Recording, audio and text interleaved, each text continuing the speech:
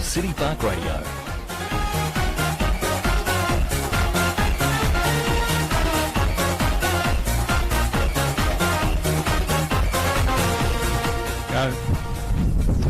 Welcome here to windy Windsor Park here for round 2.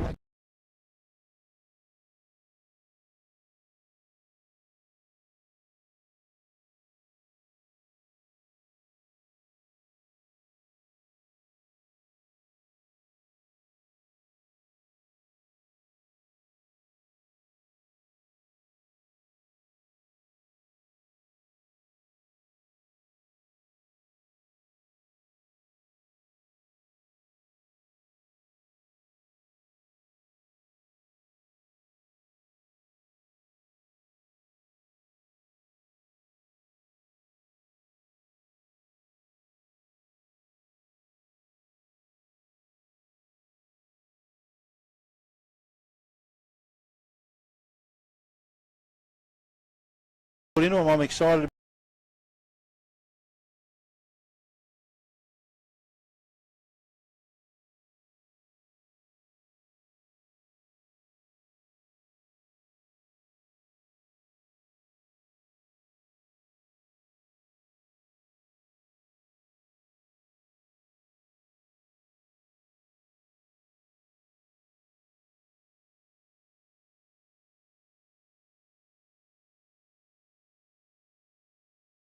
Hit Launceston Footy Club pretty hard during the week. Also Miller Hodge out with an injury, so they've had to call on a fair bit of their depth.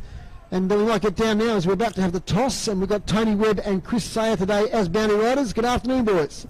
Good afternoon, Dave. Good afternoon, Rob, and welcome back to Chris Sayer. Yeah, g'day. Look, it's lovely to see the cricket ground next door doesn't have covers on it. There's no game being played. We're definitely in footy season, so we're back. Now, the weather out here, it's quite windy, blowing down the ground, as you probably know. I'd say she's about a 4 or 5 goal advantage to the team kicking north. Glenorchy have won the toss just then, and they are kicking north. Launceston kicking to the town end of the game. We're off and running.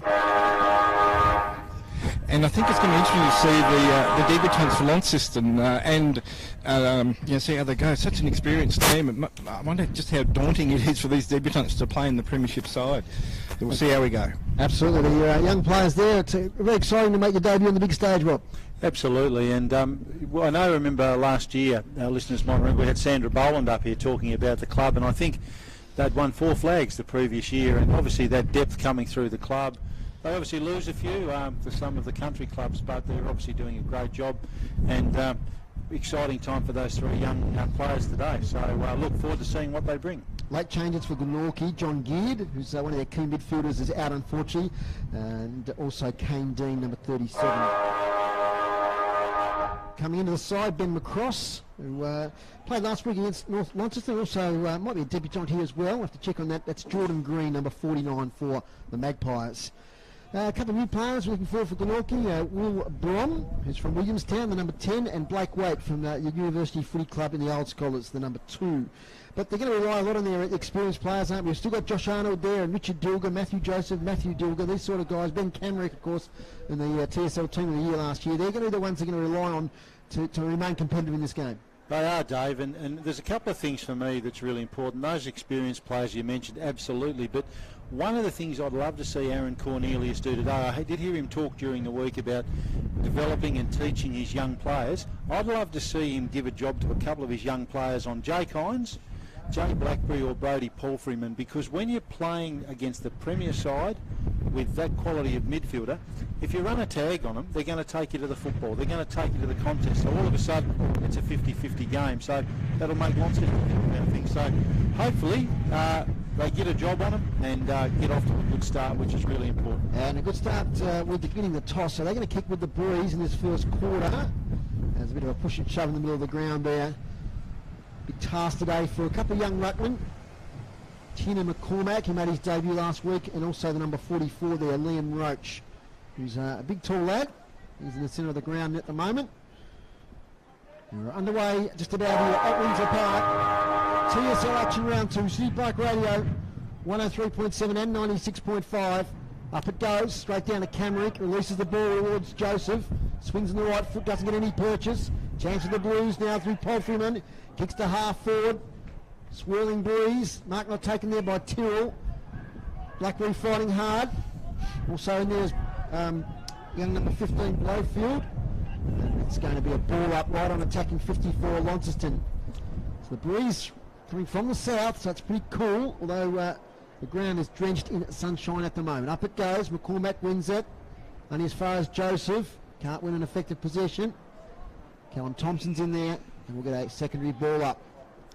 The other thing, Dave, I'd like to see Glenorchy do, and we're seeing it now obviously as the play's up the ground, I'd like to see him pull Jamison House away from the goals, pull him up the ground, try and kick the ball in behind him and let their forwards run into space. So we'll see if they go with that. Tim Spots with the number 1 for Glenorchy playing at full forward. He's wanted up the ground at the moment. So Jamison House all by himself on defensive side of the boundary of the centre square. Out it comes. Seymour back in the team today. Short distance kick, dangerous. Good work there by the Glenorchy defence. They get in the centre of the ground, chasing after his young Liam Roach.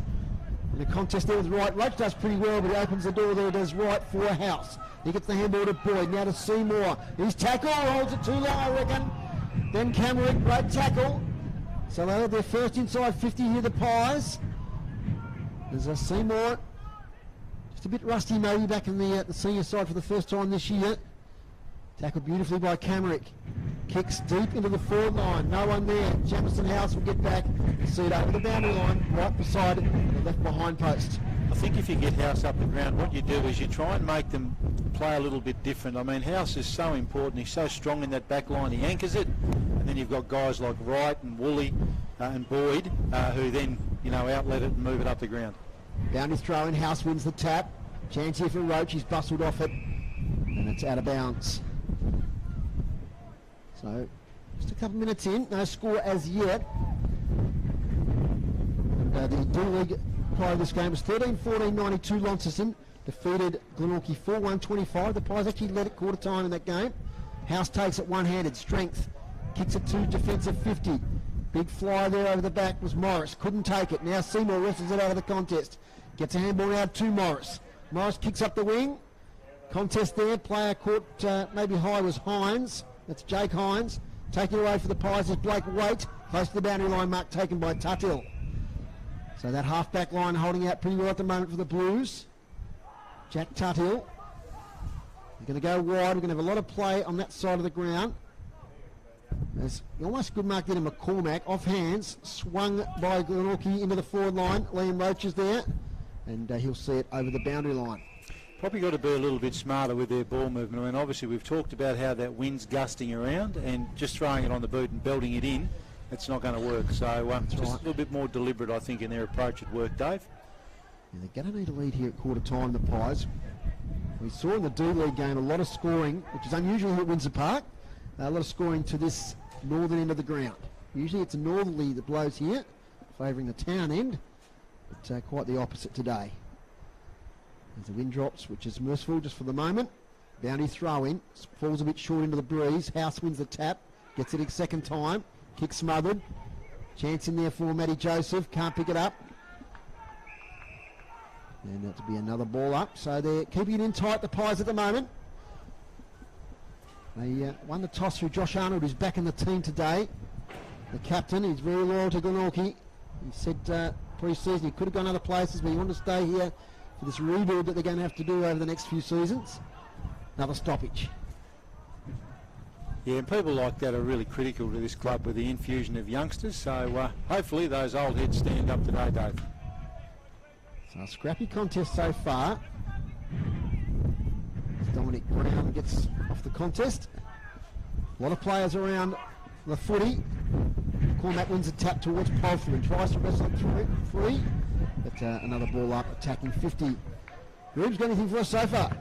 Oh, not a lot yet, Dave. 2 inside 50 to Glenorchy, the 1 to Launceston. Launceston being the tap outs, but not much going on after that. Jaden Hines kicks it out of defence. Bouncing ball, eludes many players. Picked up nicely there by the Blues. Now it's with Tyrrell. Tyrrell's handball to Brown. Morris is in there looking for the handball. So a free kick here to Casey Brown. Taken without it. He kicks now inside, attacking 50, looking for Morris, who's been busy early. Holds up in the breeze, he takes the chest mark. Wheels and goes. kicks into the forward line, drops short, and I think that's Nathan Blowfield there taking the mark.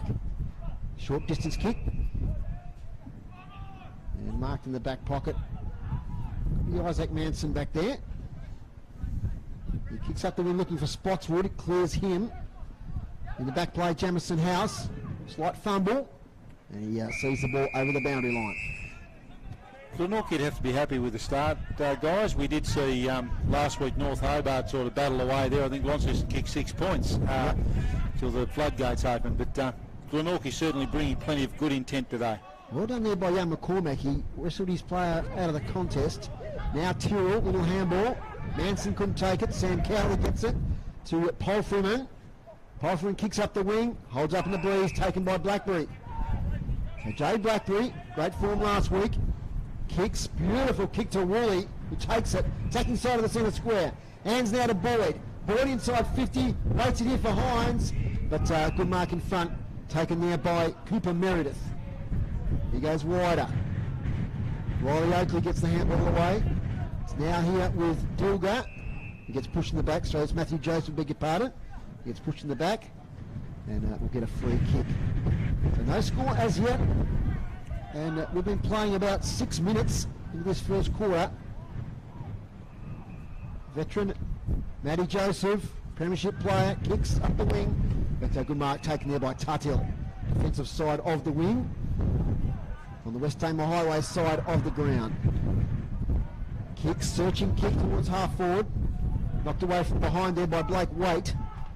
Good spoil, front of the contest, picked up by McCormack. He might have thrown that one. Caught in the tackle there once again is Joseph. Certainly can't fault Glenorchy's application, Dave. They're certainly very willing, throwing themselves in there, which is what the coach would want to see. Yeah, we've got a free kick, maybe off the contest. Tommy McEntee's picked something out. Looks like it's going Glenorchy's way. The players stream forward. So the kick to half forward. A lot of Blues defenders. Alec Wright, as Rob mentioned, those aimless kicks not working at the moment. Here's Woolley from the kick from Wright. Takes a bounce. Sideways handball now to Blackberry. Blackberry searching left foot kick into the forward line. Glenorchy fence here through Arnold. Picks it up against his fellow number 9 there in Josiah Burling. Now we've got a whistle on play once again. And might be incorrect dispose there. It's going to come back to Josiah Burling against Josh Arnold. So Burling, you wouldn't think with this breeze he's a chance. Man on the mark on 50. Very crowded inside, attacking 50. Plays on now. Slow kick. Beats the players. Little kick out of the fence here, looking for Joseph. Clears the contest. Boyd just pumps it forward. Casey Brown couldn't take the mark. Good spoil there from Meredith. That was Josh Meredith. Lays the tackle. Well, handball comes out now. Casey Brown kicks towards attacking goal square. Mark taken by the Blues. The top of the goal square. Wait to see the player gets out. It's Jet Maloney on debut. So great mark for the young man. Could be a goal with his first kick too, I reckon. Could be. Son of Joe Maloney. Played a fair bit in the D-League in the last couple of years. Represented Tassie as a youngster. He's lining up for his first. Man of the mark in the corner of the goal square. This could be the first one for the Blues. Number 34, Jet Maloney, in he comes. And he kicks it poorly with the breeze, or gets right into the breeze, off to the left. I don't know what happened there, Rob Sad, but he didn't make the contact. No, I was going to say, I don't reckon they got a metre off the ground. It certainly was a bit of a different one. Right one you see in the coaching manual, guys, that's for sure. That's the first score of the game, though. One behind. As the kick comes out, it's not a great one. Spills out of bounds on the full. So the win really playing havoc with the skills here at the moment. Yeah, Glenorchy got to tidy this up a little bit. I mean, you can see Launceston are working a lot harder when they get the ball into the wind, and you know, that's just a wasted opportunity there to give Launceston an opportunity to go back inside their forward 50. And with the talent they've got in that forward line, I wouldn't be wanting to be defending that all day, that's for sure. Jay Blackberry. Smothered. Taken here by Manson. They're working out from defence through Meredith. Up towards the wing. Met beautifully there by Josh Woolley. Gets it to Seymour. Kicks to the call of Hines. Can't quite take the mark. Glenorchy defence, clear it out through Blowfield to space, but there's all the time in the world here for Alec Wright. He's got a paddock in front of him. He picks it up, turns around now. Orange boots, kicks short. Mark taken there by Tuthill. There's a lot of possessions at the moment for that Launceston defence. The Green team points.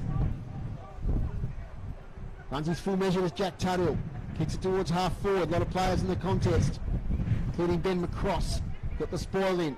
Well done by the Pies. They move it nicely. Little handball there from Will Brom. Wasn't great. Brom goes back in again. It'll be a ball up on the wing. One behind Launceston. Yet to score Glenorchy. Been playing 10, nearly 11 minutes.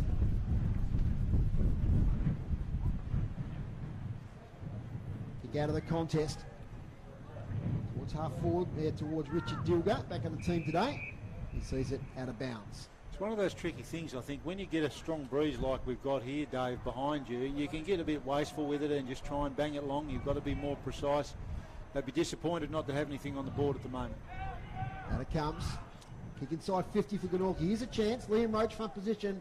But the more experienced there, Jamison House taking the mark. He's been one of the better players so far for Launceston. Gets it to Boyd, who's had a bit of it. Now they've got some time and space to run the ball. Boyd's kick's not great, but it'll sit nicely here for Jaden Hines. Kicks towards half forward. Front position there, Liam Canny. Spills off the contest now to Sam Foley. Foley over the top to Canny. Not a great bounce for him. This way, that away. Eludes the tackler. Tries to get round another one. Eventually gets the handball away. His position was affected, though, by that tackle. It's out of bounds. It's probably an example of what I said before the game. When you let House sit back there like that, you know, really strong defender that he is, sets it up, the ball comes out to right and away they go. So Glenorchy's just got to be smarter with that inside 50 ball. The only throw in, tapped out by McCormack. Little kick forward there by Callum Thompson. To a mark taken by Jaden Hines. Jaden Hines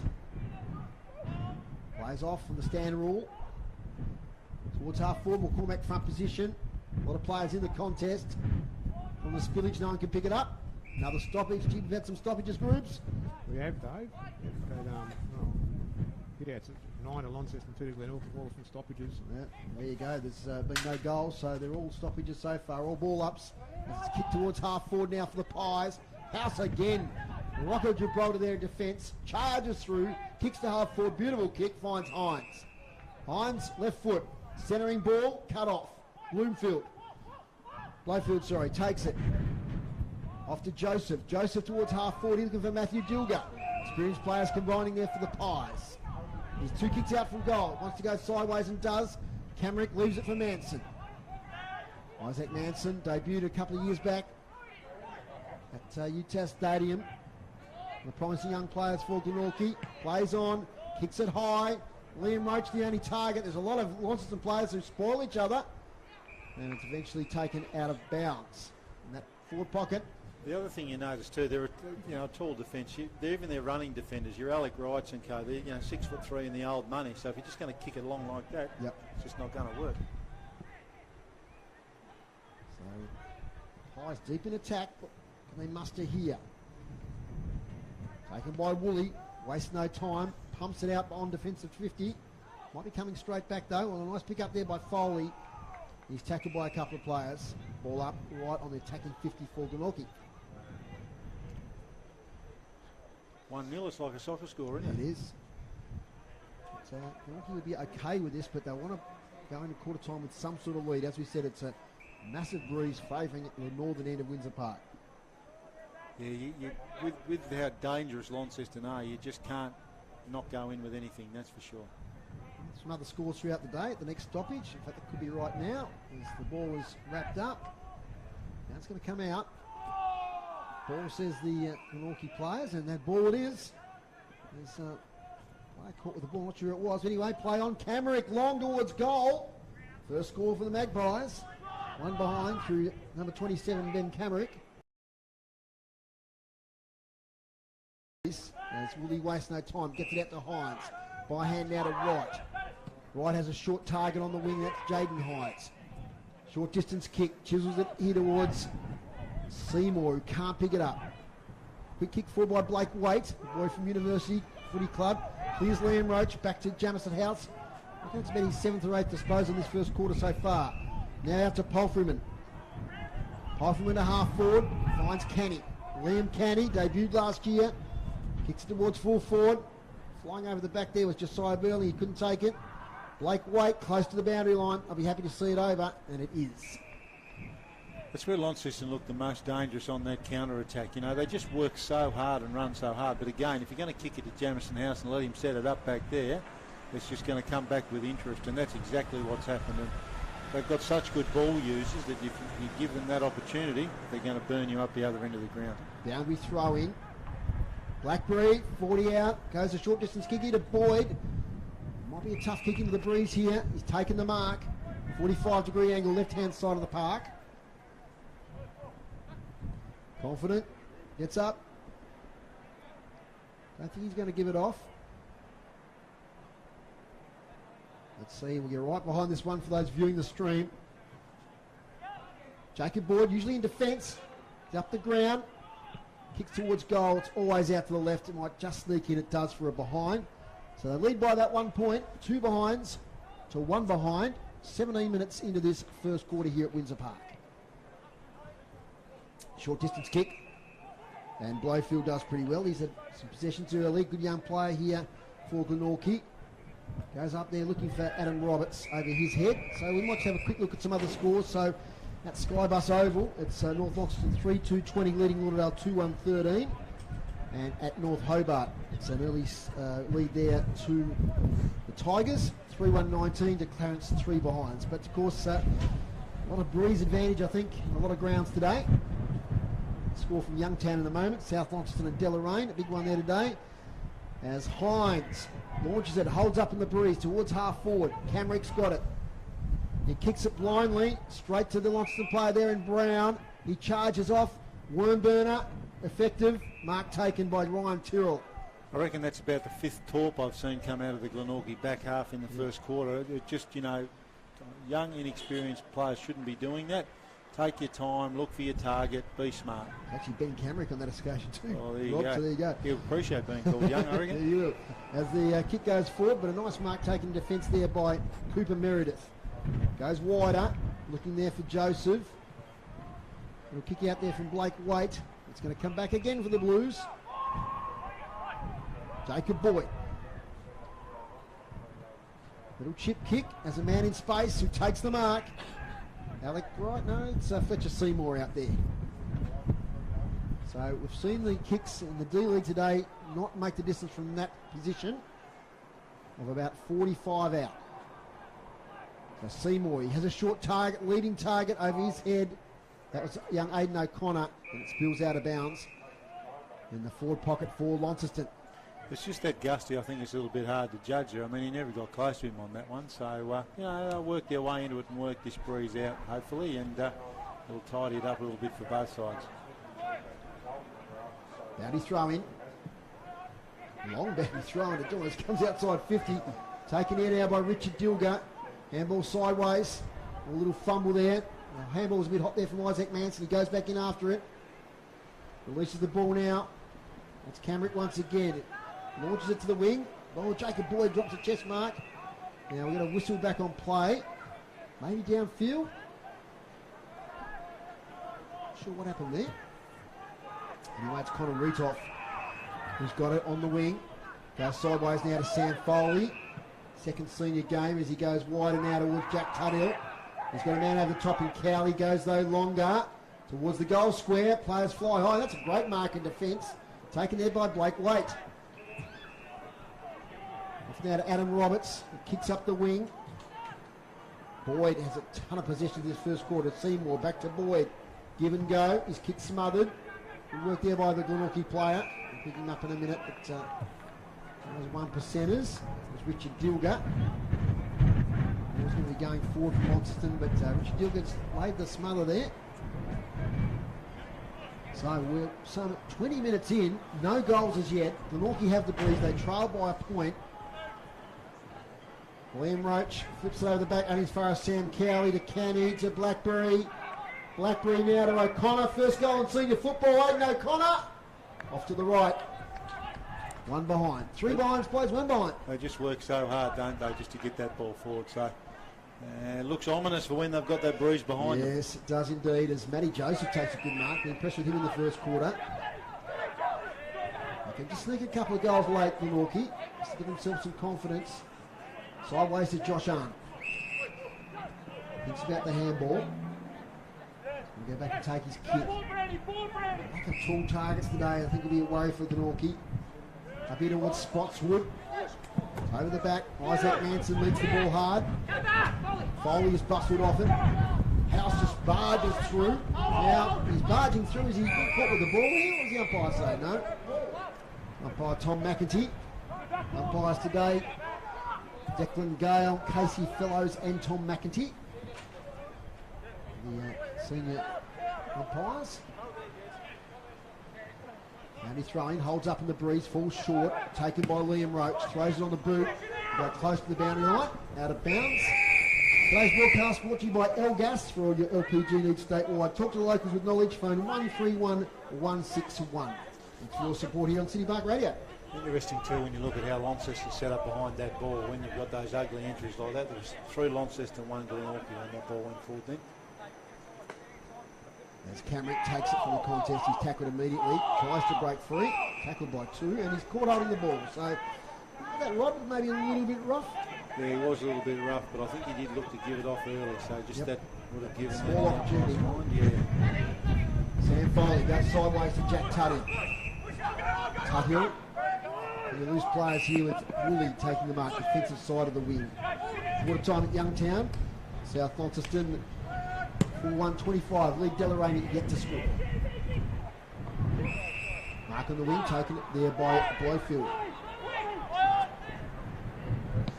It's about his 5th or 6th possession this first quarter. Speaking of a lot of possessions, Jamison House has taken a strong mark. Now, so the umpire saying, I think it was a free kick before the mark was taken, so Jack Tuthill will take it. Duck sauce! Exact same spot. Duck sauce! Plays on now. Up the wing. Sam Cowley is there.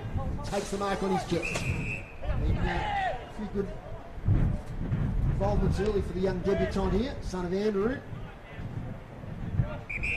And he's invited to play on the left foot. Hits it low into the breeze. Not a bad kick, but mark taken there by the Magpies. Number 42, Jack Mayles. Time's getting away from us. They'd be looking forward to a goal or 2 here, I'd say, guys. Carrick's got it. Josh Arnold is saying, get down and make room. There's Ben Camrick now. Signals where he wants his players to go. Nice long kick with the breeze. Will probably fall over the back. With the hands there of Jamison House. Out of bounds. Right in front of us. Sun shining. Breeze might be dropping slightly, but still fairly blustery. Comes and goes. Glenorchy wanted to disappear, I reckon, at quarter time. Yes. Yes. 23.5 minutes gone. Might be a long quarter. We have yet to see a goal. 3 behinds to 1 behind. Tina McCormack with a hit out. Here towards Josh Woolley. Cruz, what's the inside 50 so far? Inside 50's 12 to Launceston, 6 to Glenorchy. Okay, so only had the 6 with the breeze. As Rob said, could be a bit of a worry in the second quarter. Can only go on the current scoreboard, and at the moment they're right in the game. By Casey Fellows. Take control. A lot of players around the context. Roach gets it nicely. Adam Roberts kicks the space in the forward line. Mark dropped there by Morris. Mopping up those Hines. They've got the numbers with Jamison House. Kick wide to Cowley, who takes it lace out. Confident mark by the young man. Kicks it wide, looking for Wright. Dangerous. Wright's got it. Shovels the handball towards Morris. Wright might have been infringed in back play. He was. We'll go back to Alec Wright. Might be playing a bit of VFL footy this year with North Melbourne. They've got a number of TSL players. We've donned the blue and white for North Melbourne seconds. Kicks up the wing. Big fly at the back. Tyrrell's got it. A lot of Magpies there. Blake Waite. Second opportunity. As a little handball comes out. Player trying to charge through with Josiah Burling. Playing for the free kick there. And we'll get a ball up. Did you see the stats at quarter time, the individual stats? I tell you what, Jamison House has had so much of it. And Jacob Boyd, Alec Wright, and half back line have been rock solid. There's going to be a secondary ball up here. just looking at how Launceston's set up, I mean, we've talked about how Glenorchy just banging the ball inside 50. You know, Launceston are always having the outnumber to get it out of there, and that's why those guys you mentioned, Dave, have got such high possession counts. Well, there we go. Scoreless quarter. Haven't seen that for quite a while in what we've been calling TSL footy, but I should say goalless quarter, not scoreless. But 0 goals, 3 behind, 3 points for Launceston. And Glenorchy 0 goals, 1 behind, 1 point. So a 2-point lead to the Blues at quarter time. And we'll let Grooves finish off his stats and we'll get some thoughts from you, please, Rob Sowett. I think Aaron Cornelius should be really happy with Glenorchy's endeavour, Dave. They certainly, you know, gave a really good account of themselves, but just those little subtle things like how the ball went inside 50 would be one thing that they'd have to look at. And also, you might remember that they gave Launceston a number of repeat entries inside 50 into the breeze with those quick, and I refer to them torpedoes, just throwing it on the boot, torping it out. Launceston have got guys parked there. So now that the roles are reversed, now that Glenorchy are going to be working into the wind, I reckon Coach Cornelius is going to want them to run, carry, work a lot harder and pressure Launceston around the ball, because we saw what happened last week, didn't they, with Launceston? I think they kicked 6 goals in about 9 minutes. That's right, blew the game apart there and then. Yep, absolutely. Speaking of 6 goals, Dylan Riley, who's charging across the ground at the moment with Mitch Thorpe to the huddle, he kicked 6 today in the D-League, so that's great news for Blues fans. He played the whole game. You see him moving all right across the ground now, so he kicked 6 in that big win there for Launceston. We'll take a break here on City Park Radio. When we come back, Grooms will have the stats and we'll hear from the boys on the boundary line. Quarter time, the Blues lead by 2 points. When it comes to your home or your local business, L-Gas is the smart choice. Make the switch and be rewarded with $80 in LPG account credits when you sign up. Whether it's cooking, hot water or heating, L-Gas has got you covered. For $80 in LPG account credits, visit the website lgas.com.au, download the L-Gas app or give us a call on 131 161. L-Gas. Local, safe and reliable. A sponsor of City Park Radio. You like your music fresh? Keep up to date with music of today with New Brew. From rock to hip-hop, electronic to folk, blues to independent. Great music from emerging and established artists, including a tasty helping of Australian and Tasmanian music. Take a journey of discovery and expand your musical horizon with New Brew. Every Tuesday evening from 8 on City Park Radio. Have you considered how much your property is worth? Or have you thought about selling or just getting a current market valuation? My name is Yvonne. And my name is Neil. Together we are Team Hawkins at Harcourts Launceston. Working under the Harcourts banner collectively for over 25 years, we have the experience, training and knowledge to help you get the results you are looking for. Call us for a free appraisal today and ask to speak with Team Hawkins. Team Hawkins, a sponsor of City Park Radio. This sports broadcast is brought to you by L-Gas. For all your LPG needs, talk to the locals with knowledge. L-Gas, call 13 11 61, a sponsor of City Park Radio. Welcome back to Windsor Park at quarter time. It's Launceston 3 behinds, Glenorchy 1 behind. Stats to quarter time, Dave Gruber. Yeah, okay. Hit-outs, Launceston on top there, 16 to Glenorchy 6.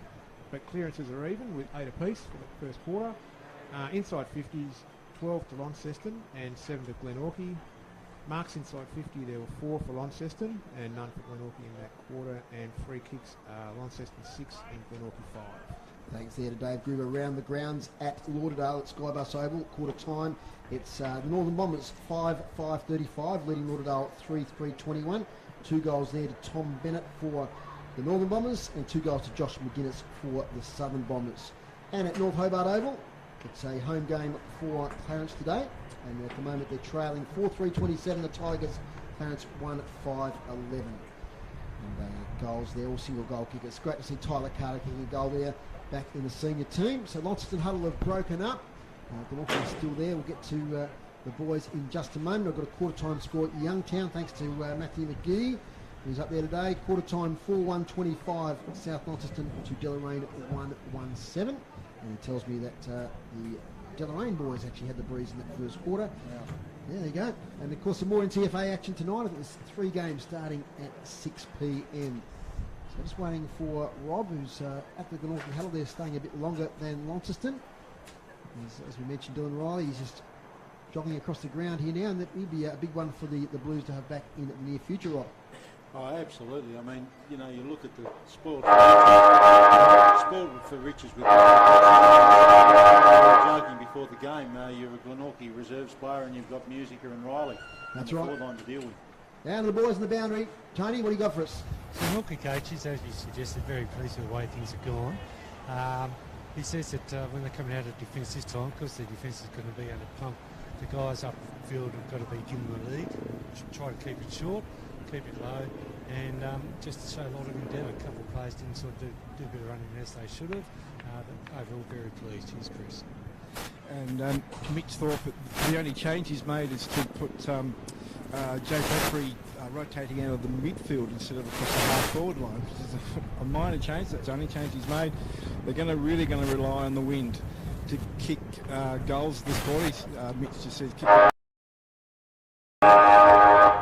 Thanks very much, Chris and Tony, as we're back underway here at Windsor Park in the second quarter. First bounce, and a free kick straight away. And it's going to go the way of the Blues. A little bit gingerly there as Freeman gets the handball straight away to Woolley. Woolley kicks inside 50, Morris is there. Burling leads out, takes the mark. Up there against young Clipper Meredith. So Josiah Burling made his debut last year against North Hobart mid-season. The impressive young players for Launceston has a chance to put the first goal on the board for the Blues. The first minute of the second quarter. And here comes Josiah Burling. Kicks it high. Umpire works and says one behind. So 4 behinds. They kicked 6 behinds till they scored the first goal last week. Now it's 4 behinds. And they leave Glenorchy 1 behind. Good example, though, what we didn't see in the first quarter from Glenorchy. Just a nice clean entry, hits the player up on the lead. Josh Arnold, nice kick, finds Adam Roberts at defensive 50. He's going to go wide. It's a bit of distance with a kick into the breeze. Fades away a little bit. It's going to be a free kick or out of bounds on the full. Rob, I missed that one. Out of bounds on the full. Thanks, boys. As Jacob Boyd kicks long inside 50. Here's the contest. Out of bounds. Every minute that ticks by without the Blues kicking a goal, more confidence the Magpies will get. So hear that breeze in our minds. There's not much we can do about it. I apologise for that. Windy old days. Start of autumn here in Tassie as Morris gets a tap out. So Camrick releases it sideways there to Bailey Jenkins. First possession. This kick's not great. It's Casey Brown. Yes, it is. He's taken his good long kick, Casey Brown. He's not too many set shots. Get some nice goals on the run, but he's got this one 45-degree angle. He delivered from right on the 50. So with that strong southwesterly southerly behind him, right in front of the Lonnie change rooms, here comes Casey Brown. Right foot, sets it up nicely. That's going to go straight through the middle. Nice kick for goal there by Casey Brown. First goal of the game here at Windsor Park. And the Blues are on a 1-goal 4-10. Glenorchy 1 behind. And then the Blues are up and away, Rob. Yeah, they are. And again, to contrast to what we saw early on from Glenorchy, the quick hack kicks inside 50. Launceston a lot more deliberate. And what we saw coming out of defence then from Glenorchy was a bit of panic. Throw it on the boot, just sat up in the wind. It was a nice mark from Casey Brown.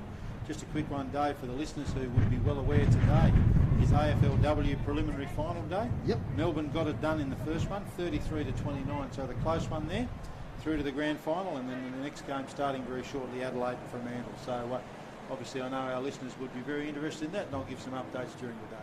Got some match stats for the first quarter too from Darren Love. We'll get to at the next stoppage, but we're back underway. Blackberry, it's towards Bailey Jenkins, who lays a tackle on Jaden Hines. Too high play on. No, it's going to come back. In fact, it was the other way around. Bailey Jenkins is going to take the free kick. Jacob Boyd 9 possessions to quarter time. Jack Tuddy was 6. Jamison House 6. So they're the major possession winners. So Jacob Boyd here 9 disposals in that first quarter. 3 marks, 6 kicks, 3 handballs. Big first quarter for the back line there. Boyd, Tartil, House, Wright, Seymour. 5 out of the top 6 there. There's a boundary throw in. From behind, it's knocked here towards Bailey Jenkins. Throws it on the left, up towards half forward, and that's a nice mark. Isaac Manson, not paid. Lays on it. Oh, and he gets a push in the back. Tommy McEntee. Isaac Manson. Sorry, Rob. This is where they've got to be smart going in here now. You can see Launceston's filling it up. The first inside 50 for the quarter. Nice little kick by Manson. Ball to the front. There was Roberts who couldn't pick it up. Working overtime, the Blues defence. Scoop it out. Bailey Jenkins again, getting a bit of it. Blackberry doesn't muck around, kicks it here towards half forward. It's Cooper Meredith, who does really well but can't quite take the ball. Josiah Burling, little fumble. Swings round on his right, gets tackled. Releases the ball just in time. Blackberry hovering. Back to Blackberry from Gillow. Into the goal square, Morris. Now, did he give a shove? He did. Right in front of the umpires, that Morris. He's not happy, but we saw that one from here. Right in the numbers. Layfield takes it, indecisive, little chip kick, gets it towards Jack Miles. Back now to Blake Wade, who's tackled from behind. Comes out now towards Seymour. Seymour to Pofferman, drops the ball, he picks it up again, and he's held without it. Touch fortuitous there, I think, for Brody Pofferman, but probably there. He'll line up now, 45 out, about 20 in from the boundary on the right-hand side. They're playing 5.5 minutes. They've kicked the one with the breeze of the Blues. So he got himself a vote in the Player of the Year award last week, did Brody Pofferman. Fantastic game here against North Hobart. Twirls the ball in his hand, approaches the man on the mark. Sets it out left, comes back, and it sails through for the second goal for Launceston. With the local knowledge there, Brady Pofferman. That's a beautiful shot for goal. Allowed for the breeze nicely, and that's their second here at Windsor Park. I think too, there was a classic bit of play a moment or two before then. I think you called Dave. Joe Blackberry started with the ball. I think he picked it up somewhere around about the centre half back position, long kick forward, and then he ended up on it up the other end here. So just to highlight how hard the Launceston midfielders work, and that's going to be the thing on a day like today where it is so breezy. That's just going to really work for you. So that's got to be something that Glenorchy deal with, or otherwise things are going to get ugly for them. 2-4-16, or one behind. So we can see now that he's set shot, Rob, within about 55 is fair game at the moment to that end. Absolutely, that wind is very strong. Up it goes. Great tap out there from McCormack. Loving his rough rucket craft today as he gets it to Pofferman up towards half forward. Josiah Burling's got it. 55 out, doesn't waste any time. Then he goes short. Plenty of Magpies now. It spills over the back. Jake Hines, left foot snap is a goal. That's their third. And they're really putting the accelerator down now are the Blues. 3 goals in this second quarter. 3-4-22. One behind. Just showing what that clever ball movement can do, and again you could see when the ball went inside 50 always to the advantage side, and Glenorchy defender should have taken that mark, misjudged it, and no one covering it back, and you don't leave Jake Hines there, that's for sure. Now it was a snap for goal. It was very laconic, but he just knew exactly what to do. Absolutely, just a really, really smart player. So it's interesting to see how Glenorchy adjust from here. Yep. Things could get pretty nasty. At the start they wanted. Up it goes. Liam Roach against McCormack. They nullify each other. Taken by Riley Oakley. Gets the centre clearance towards half forward. Taken by Boyd. 9 possessions in the first quarter. Gets his 10th for the game. Clears the contest. Here it is now to Morris. Close to the boundary line. Taps it back into play. Good work there from Blake Waite. Nice handball. Fumble there from Bailey Jenkins. Gets his hands free back to Blakfield. They're under pressure though. Blakfield might have got a kick away. No, he didn't. Said the umpire. So everything was in close there, Rob, and they just couldn't find any space whatsoever. Yeah, just really a mixture of experience from Launceston and a little bit of inexperience from Glenorchy. Another inside 50. Josiah Burling along the goal square. Hines! 2 grabs, can't take it. Blake White did well. Impressed with his work so far. He sees the ball through from behind. 5-23 Launceston.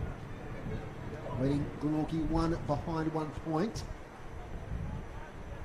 They're like sharks in the water when that ball's inside 50, aren't they? You know, they just smell blood. The pressure is just relentless. Josh Arnold. Skipper for Glenorchy kicks it out nicely towards Manson. Can't quite take the mark. Cowley got a hand in on it. Burling's tackle, a little bit of afters there. Burling and Isaac Manson. They separate. It's been good, Burling. Good.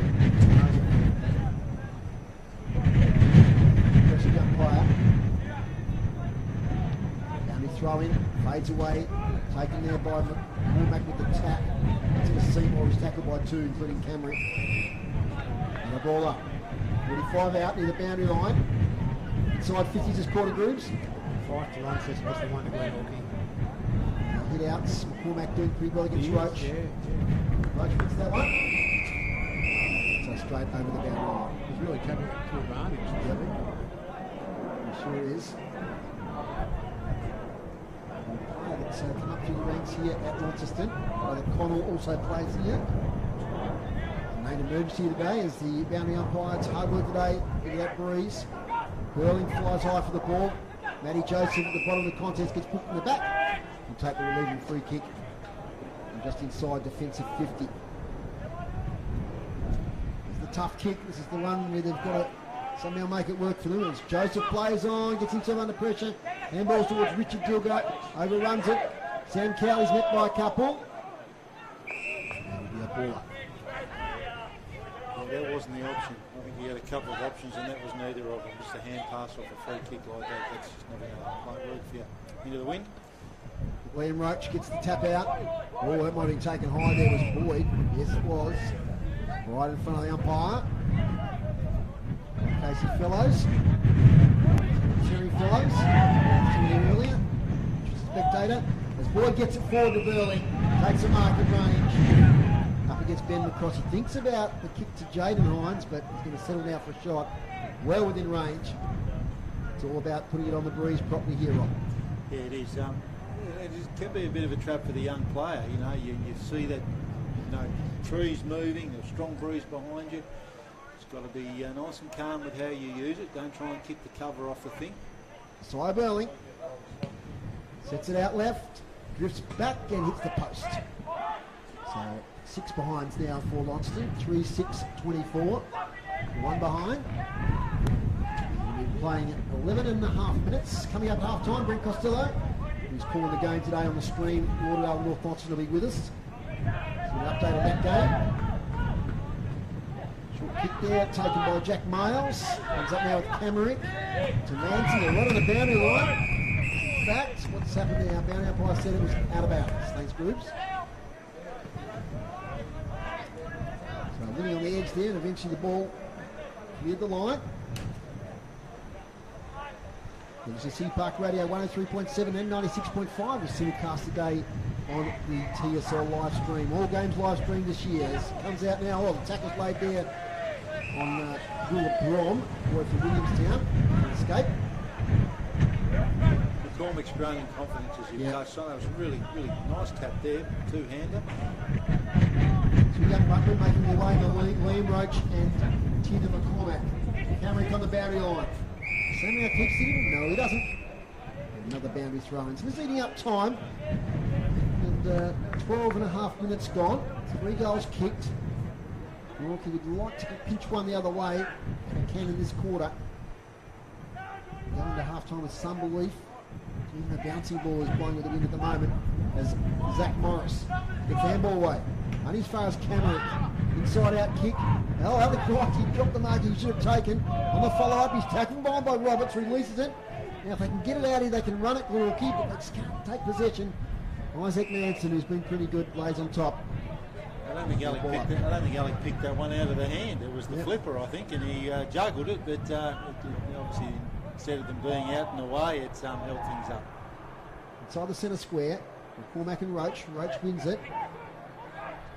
Trying to take possession there was number 39 and Brody Howard. A lot of players here for Glenorchy I haven't seen before, so apologies if I don't pick them up straight away. Another ball up. Blues lead by 23 points. 13 and a half into the second quarter. Taken by Cowley. He's tackled by Camerick. And not penalised. And the ball up. I'd like to see Glenorchy around those stoppages, if they do win the ball, come out to the outside. They're wanting to take it on back through the middle, but they're running into those bigger bodies of Launceston, and that's not the way you're going to advance the ball. Cowley gets met by Camerick, going to be downfield. So Ben Camerick there, later heavy bump on Sam Cowley just after he got rid of it. The ball went inside 50, so it's going to be a free kick to Blues. Now there's a little bit of a semi-melee there in the middle of Windsor Park. Sam Cowley's out of it, he's going down, he wants the kick. He's found some space, but it's going to be a shot on goal. And this is Aidan O'Connor, I believe, number 46, away from Launceston Grammar. Kicks it towards goal. And he's just offline. That's his second behind. 3-7-25. To one behind 1 point. Young Aidan O'Connor, very good sportsman. Played with the Greater Northern Raiders this year in the Cricket Tasmania Premier League. Josh Arnold. Long outside defensive 50. Holds up in the breeze. Lots of players fire early. Almost a mark there to McCormack. Out to Seymour. To Palfreyman. Left foot. Falls into the forward pocket. Morris takes a lovely mark. That was a hard one to judge. Lots of players calling out for it, including Jake Hines. He thinks about the handball. But he's going to settle for a shot is Zach Morris. He kicked a bag here last year towards the end of the season. I think it was 9 goals. Right behind this one on the stream, Zach Morris. Tassie Devils player from last year. Beautifully allowed for the wind. Swung back nicely. And he kicks his first and Launceston's 4th goal. 4-7-31, they lead by 30 points. It's probably a good example of what we were talking about a moment ago with being smart with the wind. You know, you saw Zach there be very measured in his approach, didn't try and kick the cover of it. I think Jake Hines did the same a little bit earlier, just let the wind do the work for you. So Glenorchy can take something out of that, but they've got to stem the bleeding here before half-time and then regroup and hopefully use the wind a little bit smarter in the 3rd quarter, Dave. Round the grounds, Lauderdale 6-5-41, lead North Launceston 5-5-35. So I'd say there's a breeze in that game because the Northern Bombers led at quarter time. And at North Hobart, it's the Tigers 6-4-40, leading Clarence 2-6-18. And here it's Launceston 4-7-31, Glenorchy 1 behind. And there's still plenty of time left in this quarter. They've been playing the 16 minutes from the centre. Ball up there, it's taken by Jaden Hines to Blackberry, sweeping handball to Foley. He takes it, gets it back to Jaden Hines, who's under pressure from Brom. Brom does pretty well. There's a bit of a Grooves, keep an eye on the fight there. There's up towards the boundary line, it's over now. Talk to us, Grooves. What's happening there? Yeah. Separated now? Yeah, in the middle still, but now they're sorting themselves out. No problem. Inside 50s this quarter, while we got you. 7 to Launceston, still only the one that went early on in the turn. Clearances? 4 to Glenorchy, 3 to Launceston. There's not been many effective clearances in that sort of game, hasn't it? So, shouldn't take too much notice of that stat at the moment. Out it comes for Glenorchy. Kick forward. There by Jordan Green. Now at the right half forward for Glenorchy. As I said, they'd love to pinch a goal into this breeze. They might get inside 50 here. Oh, Blackberry lays a really strong tackle there. Just a sling tackle there. Not paid though by the umpire. That tackle was on Will Brom. Right half forward for the Pies. Chance to go forward. Holds up in the breeze. No worries there for Woolley. Josh Woolley who takes it. And he switches it on Manson. Maybe could have marked that. He went the fist instead and it's fallen out of right. And they'll clear easy the Blues. Now towards the boundary line. Jaden Hines will pick it up just inside. Has to kick straight away. Morris from behind. Can't take the mark. Out they come through Meredith. The handball away and the Pies kick towards the wing, but Alec White there is there again. Blake Waite with the kick out of defence there. Kick towards half forward and Jake Hines ghosts in from the side of the contest and takes the mark. 35 out, 45 degree angle. But just watching Launceston's back line there, Dave, and even though Glenorchy are running into the wind, Launceston just get that system set up, that extra couple of men back and then start to run the ball and move the ball out. A pity there because Isaac Manson could have taken that grab. He could have done, yeah. So anyway, Jake Hines, he might become the first multiple goal kicker in this game. 35 out, Hines comes in, kick the Blues, 5th goal, and he does easily. So another one of the Blues, and their 5th of the quarter, 5-7-37. They lead Glenorchy 1 behind. The other thing, Dave, I think Mitch Thorpe would be taking out of the day. We mentioned before the game the 3 debutants, the new guys getting an opportunity, some guys from the D-League in to cover some major outs for Launceston. They're all stepping up, they're all doing their business. So really good learning opportunity for them, but certainly scary for the rest of the competition. Yeah, they've got great depth, no doubt about it, the Blues.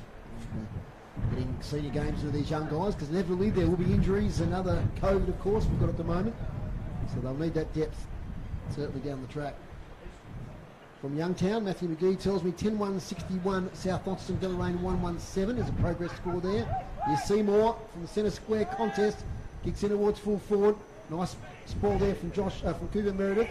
He's got it again, Cooper Meredith, out now to Blake Waite, over the top to Blowfield, kicks up towards the wing. Here looking for Callum Thompson, can't quite take the mark, second grab, takes it. There's a player going past in Roberts. Here's a chance for Glenorchy, good passage of play here, but the ball falls a bit short, taken by Woolley. At half back line again, Foley, that's it. And looks like he's going to go the 45 kick, doesn't execute it very well. Might be a chance here for Isaac Manson if he takes it. Got support, Matty Joseph. Oh, it's a worm burner towards Tim Spotswood. Handballs to Roberts. Back now towards Camrick. And oh dear, it's going to be a throw. It was a behind anyway from Camrick. And that will now be 50 metres. Because Camrick took the play too far there after the whistle. So it's all going wrong here for Glenorchy. One of their best passages of play. They actually took it from the back pocket into their forward line. What a great disposal there from Foley, but they just couldn't take it through for a goal because they badly need one. Anyway, Woolley now with the 50 metres. He now kicks inside 50. Hines is there. Morris is there. It's off hands. And he'll go through for a behind. And you can see how quick he can move it with that breeze. 2 kicks from half back. Through the goals. 5-8-38. One behind. Blowfield. Out now towards Joshy Arnold. He takes it. Kicks. Half back. It's knocked out by Alec Wright. Out of bounds against Isaac Manson. There'll be a bounty throw in. Push and shove there. That's for nothing. So bounty umpire's doing a great job, as I've said previously, in these sort of days. It's not easy. As you can see the ball swerve there in the breeze. High tackle there. And it'll come back to Bailey Jenkins for Glenorchy. Here flowing in the breeze. The 21.5 minute mark. 5 goals to 0 in this quarter with the breeze. And the Blues are going to go in with a handy lead at half time, no doubt about it. Bailey Jenkins short to Matty Joseph. A bit short. Plays on now, looking here for Blowfield. He's going to have to take it on the bounce. He's got support there from Cooper Meredith. Handball not great, taken by O'Connor. 2 against 1 inside 50. Jake Hines takes it 30 out. Over the top, Joe the Goose goal here to Morris. He goes in and kicks it. That's his second for the quarter. Easy as you like the Blues. 6-8-44 now. Lead Glenorchy, 1 behind. I said before, it's really important, the learning, the teaching of the coach, the learning of the players. Well, again, I reference the fact Glenorchy want to go back inside and take the game on. That's terrific. But against this Launceston side, they're just going to hurt you. If you don't hit your target by hand or by foot, it's going to go the other way, and that's exactly what happened there. Kicked it with 2-on-1. When you've got those Hines and Morris involved, that's only going to end up in a goal, Dave. Keep an eye on Matty Joseph there. He's pulled up a bit sore. A couple of cramp. It's a bit early in the game, but we'll just keep an eye on him there. Yeah, look, Rob, as you say, Aaron would want them to be daring, but they've also got to realise any slight mistake and Launceston are going to punish you. We saw that was the case there as Camrick now. He's really worked overtime. Ryan left his team out towards Matthew Dilger. Back to Camrick and the handball. Low kick up the wing. Intercepted there by Colfram and knocks it out of bounds. The thing that Launceston do, it's just the pressure they put on you and put on around the ball. So against the young side, they're going to make mistakes. So Glenorchy just got to hold firm. We saw some good things in the first quarter, and I'm sure the coach will remind them about that at half time. Bounty throw in. Cormac wins it. So not to advantage on this occasion. Now it comes to Seymour to Polfriman. He kicks wide. Far too wide, I'd say. Half got right half-back for Glenorchy. So it's 6 goals, 5 to no score in this second quarter. Inside 50s groups. 12 to Launceston and 2 to Glenorchy. Right. So just those 2 entries, pretty shallow ones they were as well. Oh, lovely mark there from Camrick. Wow, what a fly that was. Great mark. Beautiful mark. 2 taller opponents too. Absolutely. It's a highlight for the day, that one. Camrick now kicks towards half forward, but Alec right. They've got a wall across the half-back line of the Blues. If it's not Josh Woolley, it's Alec Wright. If it's not Alec Wright, it's Jamison House. Jacob Boyd. This is now here with Woolley. Gets it on the bounce. It's a back to Seymour. 45 kick now to Boyd. Boyd has to switch on over here to Retoff. Kick's not a good one. He's going to sit up. 1 against 2 here. Glenorchy player. Gee, did he get one high? No, he didn't. Thought he might have got a kick there. Yep. It was, the endeavour was good from the Launceston players. It just went a little high. But anyway. Richard Dilger was, who gets up holding his lip. So slightly the attacking side of the centre for the Blues. Palfreyman dodges around. Kicks quickly. Torpedo inside 50. Morris can't quite take it. Out the back, Jake Hines, 3 for the quarter. Dribbles it through. Another easy goal there to the Blues. And when they move it in there quickly, there's just the class there of both Morris and Hines, Rob, is really making a difference. They've kicked the last 5 goals between them. Yeah, they have. And you've also got, you know, the height we talked about. I think you mentioned earlier, Dave. I mean, we're sitting here. You've got Hines, you know, as an on-baller. You know, he'd be 6'2" in the old money. Just too tall for them and too smart for them when the ball hits the ground inside 50. And they work well together. We saw Hines do it a lot last year, particularly when he was injured. Go forward and kick goals. He scored 12 times from 13 entries. There you go. That's amazing, isn't it? 12 times from 13 entries. Great stat there, groups. Pretty efficient. Absolutely. We might have a warning here. No. On we go. We're in a 666 warning, but we're up and running again. McCormack, nice tap. On his father's Matthew Dilger. He can't pick it up. Chance for Bailey Gillow to Palfreyman. Chip kick, and we've got a free kick back on play, I think, as Jake Hines might have taken the mark. It's Hines, I think, is going to take it anyway. There was a whistle back on play. Mark, free kick, downfield, doesn't matter. Hines has got it. 20 out, slight angle. And as mentioned, kick 3 for this quarter. He's lining up now for his 4th for the quarter at the 26-minute mark. Jake Hines, no easy shots today, but he makes that one look pretty easy. It's another goal to the Blues.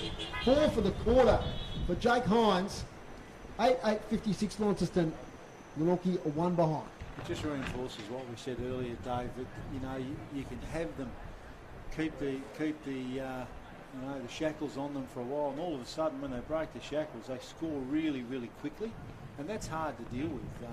Glenorchy, as we said, a young side, you know, still learning their craft. A lot of these young players, but when you can kick 8 goals in a quarter, 7 goals in a quarter, yep. You know, how do you stop it? And that's ordered at the moment. Skybus Oval. It's the home team 6-9-45, North Launceston 6-6-42. And pretty close to it, North Hobart. Clarence 5-6, Tigers 6-6. From the centre. And it comes now towards Jay Blackburn. Wheels around on that trusty left foot. Here we go to Hines. Can he kick 5 for the quarter? No. Mark's taken by Morris. And he could kick his 3rd for the quarter. Hines looked at him. He gave him a look. It's the Hines and Morris show here at the moment.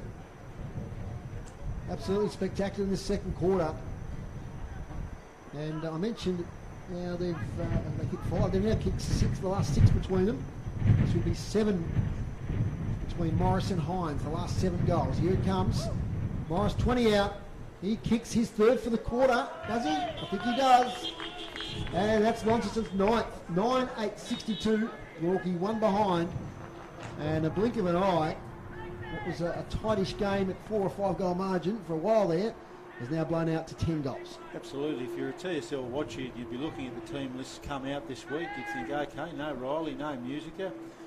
You'd be asking some questions about where they'd find their goals. No Jackson Thurlow this week either. No Jake Smith, who sometimes drifts forward and kicks a couple. You'd be asking the question, and then you see all of a sudden they've just got guys who can go in and play a role and dominate the game. It's an interesting role for Zach Morris because he played a lot of Devils footy down back, across half back, a bit on the ball. And And he was thrown forward last year by Mitch Thorpe, I said he kicked 9 down here at Windsor Park. And he takes a good grab, quite agile. He reads the ball really well in the air too, doesn't he? As Jake Hines was testament there. I think Jake thought that had his name all over it. So what can the Pies do here in this last couple of minutes to stem the bleeding? It's Blackberry. Gets it out now to Jaden Hines. Liked his game today. On the right foot, here towards half forward. Aidan O'Connor through his fingers. Blayfield sees it over the boundary line. The Launceston players are reading the ball better in the air as well. I mean, obviously it's a home ground, but as we said, they wouldn't be used to the wind coming from that direction here, but just reading the ball better in the air and making sure they're in the right spots. Long to go in this quarter, though. We've had quite a few goals kicked. 29.5 minutes. Ball short. Morris can't pick it up. Hoffman can, gets it to Hines. They run out of room. And it's taken over the line. Just look to it how Launceston set up behind the ball. Just in case they lose it, they're just set up, ready to get hold of their hands on it and pump it back in. Cormac against Roach. Tyrrell can't take it. Looking out by Glenorchy and his fast fold. Dan Foley kicks inside 50. Hines can't quite take it on this occasion. Chance there for the number 38, getting across. Out of bounds. Playing out time here. Kicked 9 goals, 5 this quarter to no score have the Blues. Been impressed with young Foley's second gamer. He works really hard, doesn't he? Yes, he does. He's catching Devil player as well. Great game last week in the D-League. Reward with a senior game. Richard Dilgert fighting there with his opponent. Now it's out to Sam Foley again. Jaden Hines thinks about the right foot kick, gets himself in trouble. Should have been holding the ball there maybe against Hines. Cameron free kick, but no. Manson kicks it high. Fars Woolley. Woolley thinks about centering it, but he's going to go inside 50. He's got the targets up there. One of those is Morris. Good score from behind by McCross. Well done, Aidan O'Connor. Straight on the ball. If he'd taken it, he was in on goal. And eventually it's out of bounds. He read that well, didn't he? He swooped right on that, but unfortunately the bounce didn't sit for him. Today's broadcast brought to you by Elgas for your LPG needs statewide. Talk to the locals with the knowledge phone at 131161. So we've got a ball up about to take place on, say, about 20 metres out from Launceston's goal. Williams just gets up again. I want a quick takeaway from this. I think time might beat them if the ball pings around for another 30 seconds or so.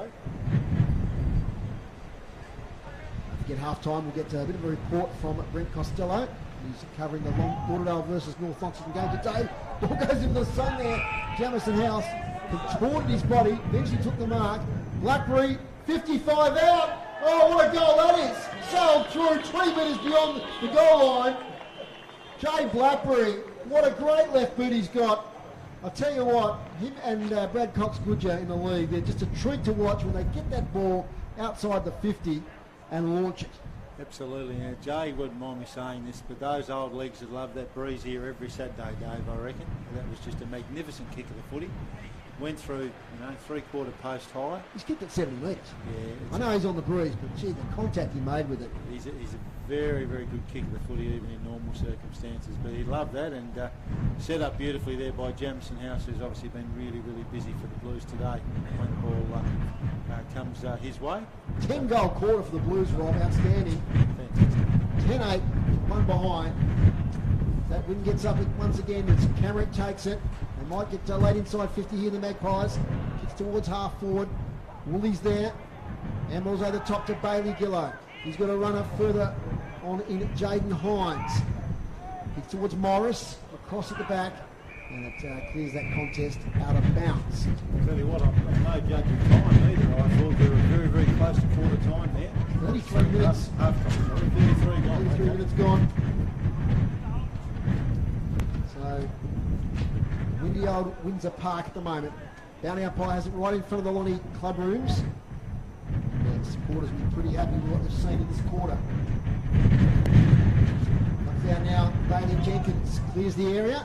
But the fortune finds his teammate there, Will Brom. Brom keeps it low. Straight into the Blues players. Although over and missed it. Jamison House eventually gets it. Back to Tuddill. It's about going inside. Now goes short. Waits to kick nicely to Tina McCormack. 60 out. Kicks it. 30 out. Right in front. Knocked away there by the defenders. Jack Mayles there for Glenorchy. We've got a high tackle. Another shot on goal. This time I think it's Ryan Tyrrell.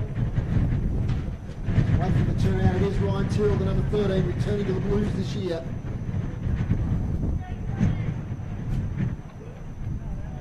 So, what can he do? Not a noted goal kicker. Played a lot of footy in defence.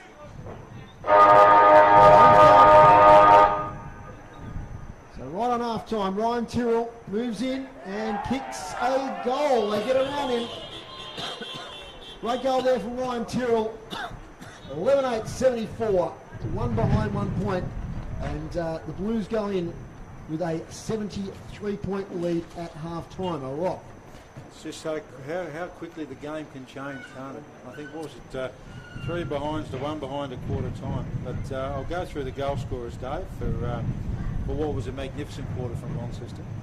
And all of these, the multiple goal scorers really did put on a clinic. So, leading goal scorer on the ground, Jake Hines with 4, Zach Morris with 3, and singles to Jay Blackberry, probably the goal of the day. So far, Ryan Tyrrell, Casey Brown and Brody Palfrey. 11-8 to 0-1. Okay, Rob, your thoughts on that first half? I mean, it's one-way traffic, isn't it? I mean, it was a really dour contest in that first quarter. And we did make the comment in the first quarter, though, we were a bit worried in the second quarter with the strength of the breeze, what Launceston might do, and they delivered. Yeah, they did. And it's really, really hard, as we've said, when you've got such a deep side, just to keep them quiet. But I think, notwithstanding the score, I think that Glenorchy would be disappointed because the effort started to drop away too. And I think, as I said at quarter time, when you're working into that win, you've just got to work harder. Glenorchy probably spent a few petrol tickets in that first quarter, trying to stay in the game when they had the win. So we'll be interested to see what they come away with, but that's not to take anything away from Launceston. As we've said, you know, if we were sitting here now and we were talking about Riley had kicked 5 in a quarter, or Musica or some of these full-time forwards, we'd expect that. But Hines and Morris have both had some successful stints as forwards. Between them to kick 7 goals for a quarter is an absolutely fantastic effort. Particularly, as we've said, given how gusty it is. It's not just coming in clean all the time, but they've judged the ball beautifully in the air. The service has been terrific. I just wanted to mention Josiah Burling as well. He didn't get onto the score sheet that quarter, but just the work he did early on, leading out, hitting up. He's a big, tall, strong target. He's a guy that certainly benefited from pre-season here this year, and he certainly looks a lot better for it. And again, creates opportunities for those other guys. Looks like a footballer, doesn't he? And Glenorchy had some guys that have tried really hard. We mentioned the likes of, obviously, Ben Cameron Leach and the Bunnies did a fair bit of it. Also Isaac Manson, Nathan Blowfield's tried hard back there. Blake Waite. We've got some contributors, but it's just hard for them to string together and get any flow with their play. Yeah, it is, Dave. And one of the things, again, and we might hear from one of our boundary riders in the Glenorchy rooms, hopefully they can get in there, but they're the voices, those names that you've mentioned, they're the voices, in addition to Coach Aaron Cornelius, that need to be talking to the young guys at half time and talking about what they can do in the third quarter. They've got the breeze, it's a strong breeze, so that's where that leadership, those senior players, some of whom are premiership players, Dave, can just be a strong voice in the room and take those young guys under their wings. Stats from Dave Gruber, team stats to half time. Yeah, to the half, Dave. Hit-outs, Launceston well on top there, 33-14 to the half, 17 in that quarter to 8 to Glenorchy. Clearances, 18 to Launceston, 19 to Glenorchy. Inside 50s, 32 to Launceston, 9 to Glenorchy, and it was 20-2 that marks inside 50, 11 to Launceston, and still none to Glenorchy. They didn't really have many opportunities that quarter there. And free kicks, 15 to Launceston, 11 to Glenorchy for a 11-goal fight. And the individual possession getters for Launceston, thanks to Darren Lovell. Jacob Boyd leads at half-time with 13. Brady Paulfman with 13. He had 9 in that quarter. Jade Blackberry with 12, 7 in that quarter. Jacob Woolley, 12, 7 in that quarter. Fletcher Seymour 11 possessions. Both Hines, Jaden and Jake Hines 10 possessions. Alec Wright and Sam Foley on 9. So plenty of big possession winners there for the Blues. Did you get to the AFLW score there? Did I see Ron? Yeah, quick update. I did mention the second game is underway. Currently in the second quarter, Adelaide closed 2-1-13 in front of Fremantle, 1 goal straight 6. So still in the second quarter there, but the winner obviously going on to play the Melbourne Demons, who'll be looking to do a very rare double day. The men obviously winning last year in convincing style, and the women already into the grand final. Should be good next week there, the AFLW grand final. Okay, let's take a break here from Windsor Park. At half time it's Launceston 11-8 74, Glenorchy 1 behind. When we come back, Rick Costello will be with us from Skybus Oval. L-Gas is the smart choice. Make the switch and be rewarded with $80 in LPG account credits when you sign up. Visit the website lgas.com.au or give us a call on 131 161. A sponsor of City Park Radio. Community Care Tasmania is a local not-for-profit home care service provider in Tasmania. We deliver a full range of home care services with care and empathy. Our friendly, professional and innovative staff will tailor care to your needs. Ring 6334 0990 or 1300 722 400 and speak to a local. Also, you can visit cct.org.au to find out more. At Community Care Tasmania, we put your care first. A sponsor of City Park Radio. A quintessential British tradition, Cocoon Living Teas Providore has acquired the finest Sri Lankan teas hand-picked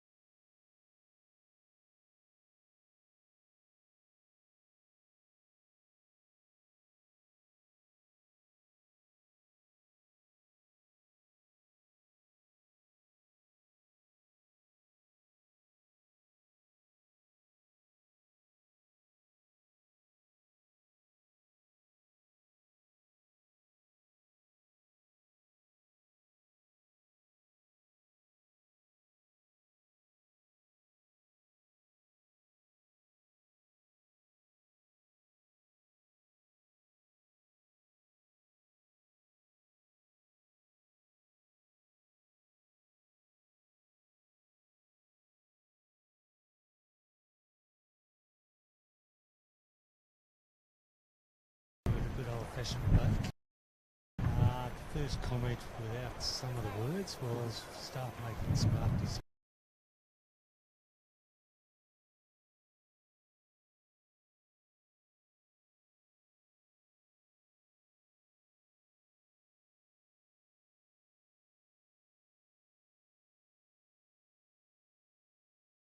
That's in the quarter. That's horses in.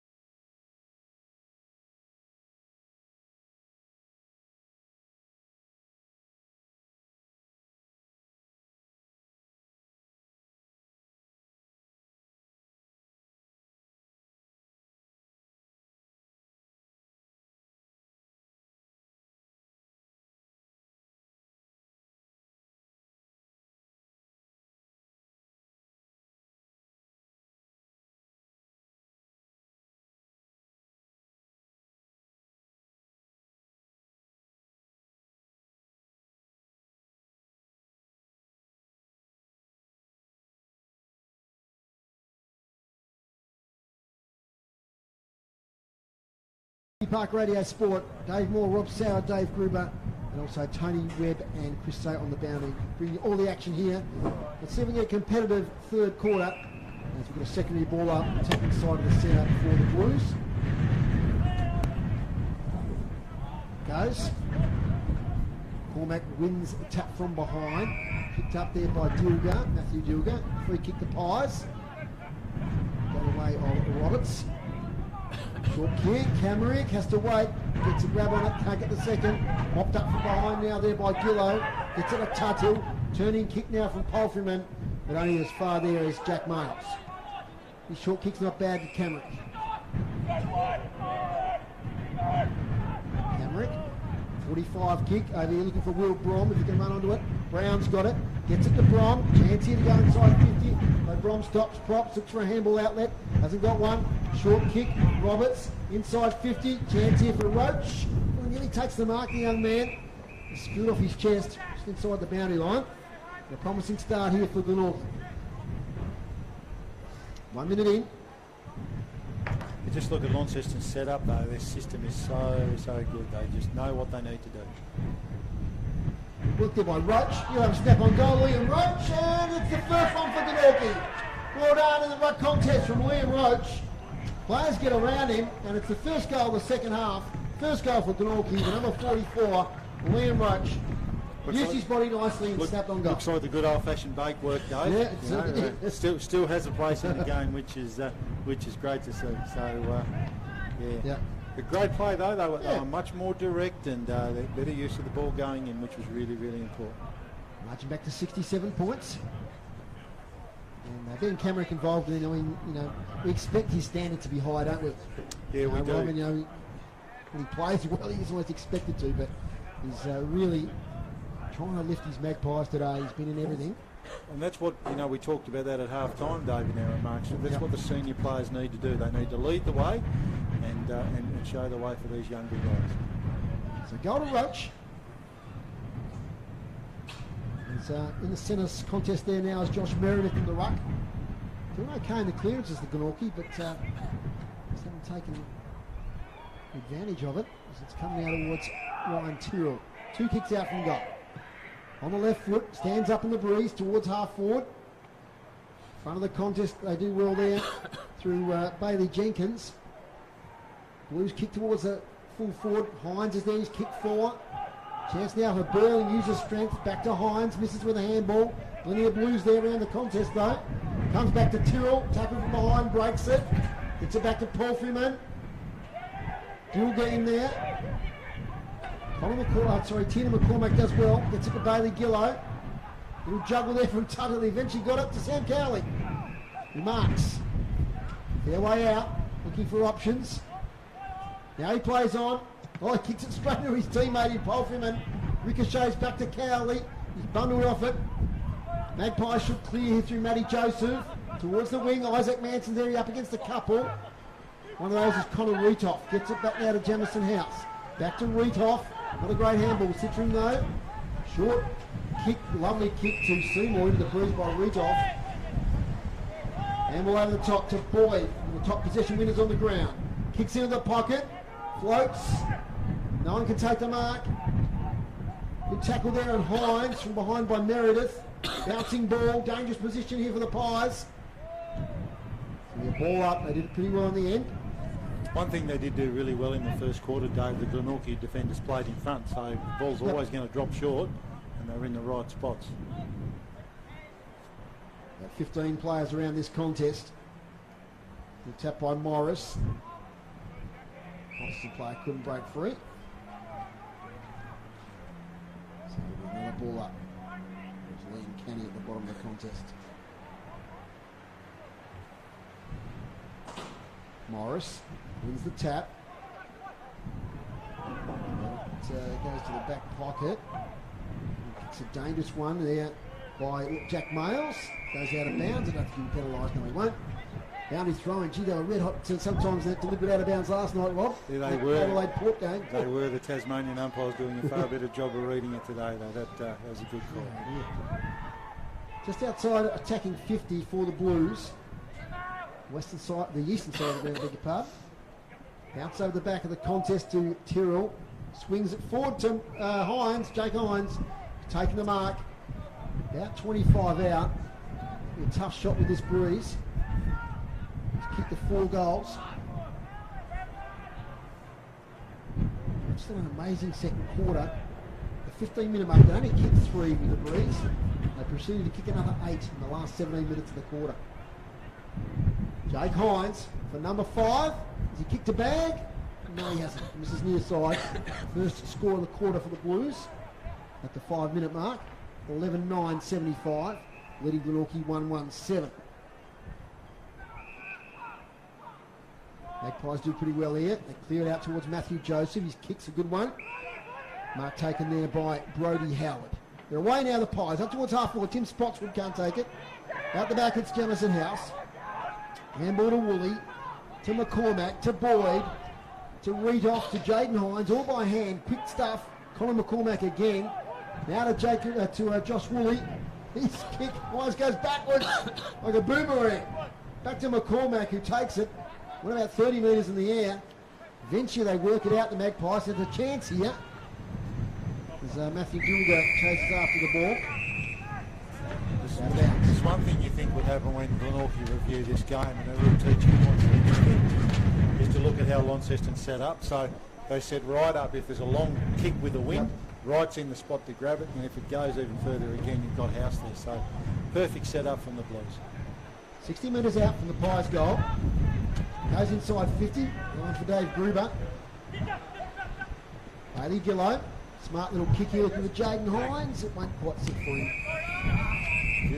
Beautiful kick for touch. Bailey Gillow's another one of those youngsters we've seen. He really came on last year and did some really good things. Winning goal in his first game for TSL footy. It's the Tigers. Smart boundary throw in there by the boundary umpire, allows for the breeze. Little kick there by Josh Meredith. Doesn't go anywhere. Polfyman in close to McCormack. He's starting to get a bit of footy around the ground, the young man. Moving up his stats. Jake Hines now up the ground. It's the Polfyman. He's got lots of runners. Sideways. Kick finds Jack Tuthill. He goes wider still, and the ball just goes the opposite direction with the breeze. He sent it out there for Alec Wright, and the wind just took it out towards the Brew Coffee Hut van out there. And it's out of bounds. Reminds me of my golf shots, that sort of kick there. Very, very ordinary. Thanks again to the Brew Coffee Hut over there. Nice cup of tea this morning. Boundary throw in. Liam Roach, who kicked that goal earlier, up against McCormack. McCormack wins that one from behind. Jaden Hines taken in the tackle. Spill, Seymour, rolled over in the tackle.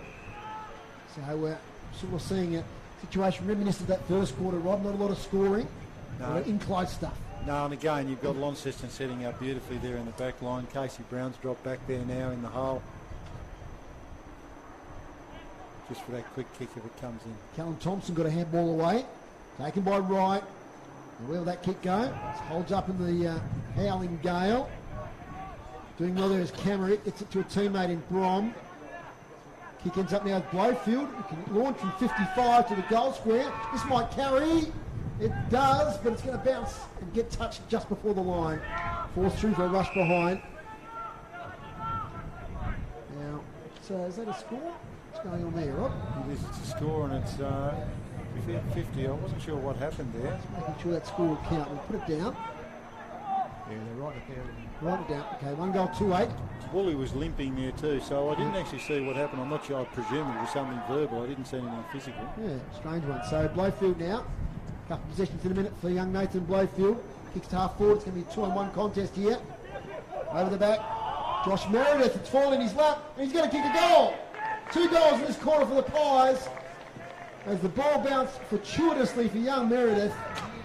That's Josh Meredith, and he put it through calmly for the Magpies second. Yeah, he did really well there. I mean, it was a good bounce. There's no doubt about that. But they've certainly upped the ante a little bit, Glenorchy. They've certainly been working a lot harder, Dave, than they did in that latter part of the second quarter. So promising signs, but again, they just need to keep working around the middle. And I'm also interested what they're going to do with Jake Hines. That mark he took up there with the shot on goal, you can't give a guy like Jake Hines that amount of space, particularly sitting on 4 goals in a quarter. So just got to tighten up with some of those guys. Blackberry out of the middle, we've talked about how important he is, so we'll see what happens. Future of the Glenorchy Footy Club, the 2 Meredith boys there, two young players, Josh and also Cooper, who are playing the back line at the moment. Tina McCormack works hard, moves it forward, but only as far there as number 42 and Jack Miles, who's had a little bit of it this quarter. Kick now towards half forward for the Pies, doing something here. Oh, costly fumble, Richard Dilger. Now he's caught by Blackberry. This level, he just had that split second fumble, and the opposition are right on top of you. Yeah, he was away, wasn't he? Yep. He was away, and wind in the hair, so to speak. But make that mistake in the pressure of Blackberry. Roach gets it down to Camerick, good work. And now to Blowfield, who kicks it into Sam Foley. So now the Blues will take it away through McCormack. His handballs look great. Little kick. Ends up there with Riley Oakley. Oakley, pinpoint pass. Finds Adam Roberts. The orange boots. Out of the senior footy now for the Pies. Sets it up. And yeah, once again for Josh Meredith. Knocked away from him this occasion. Just got to be a little bit more deliberate with that inside 50. Again, Alec Wright coming over there as the spare man. So just got to be a little bit smarter, raise the eyes and look at how you use the foot. 2 goals to zip in this third quarter. And Cornelius will be happy so far with the progress his side has made.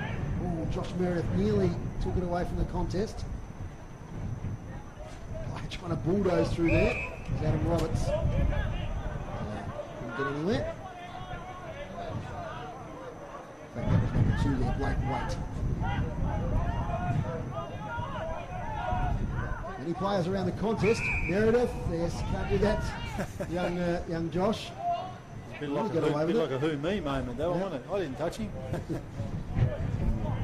Radio, this is wrestled his fellow ruckman out of the contest. And his hips. Free kick Blues. Woolley towards the wing. That's a lovely mark from Hines. Vice-like grip again. So there's got nobody in the centre of the ground. They've all streamed to the forward flank there on the left-hand side. That's where he has to go. It's going to be close to being out of bounds on the full. Morris front position, couldn't take it. Seymour's pushed out of bounds. So it's another throw in. I'm just trying to get some around the ground scores. We haven't done any so far in this quarter. So it's still close there at Skybus Oval. The Northern Bombers by 3 points over Lauderdale. And also at North Hobart. 54 the Tigers, 44 Clarence. Jacob Boyd, nice handball to McCormack. Kicks towards half forward. Tyrrell got too far under it. Nice work in the back play there by O'Connor. Now back to Tyrrell. to Morris. Has Hines for goal number 5. Keeps it low. Goes across the face. Spills out of bounds. Underscore goal for that end, Rob. Oh, it is. It's really, really tough. I reckon they should bring a rule in today. They should count double up that end. Certainly very, very tough conditions. Next stoppage, you'll get some stats from Dave Gruber, a stats man.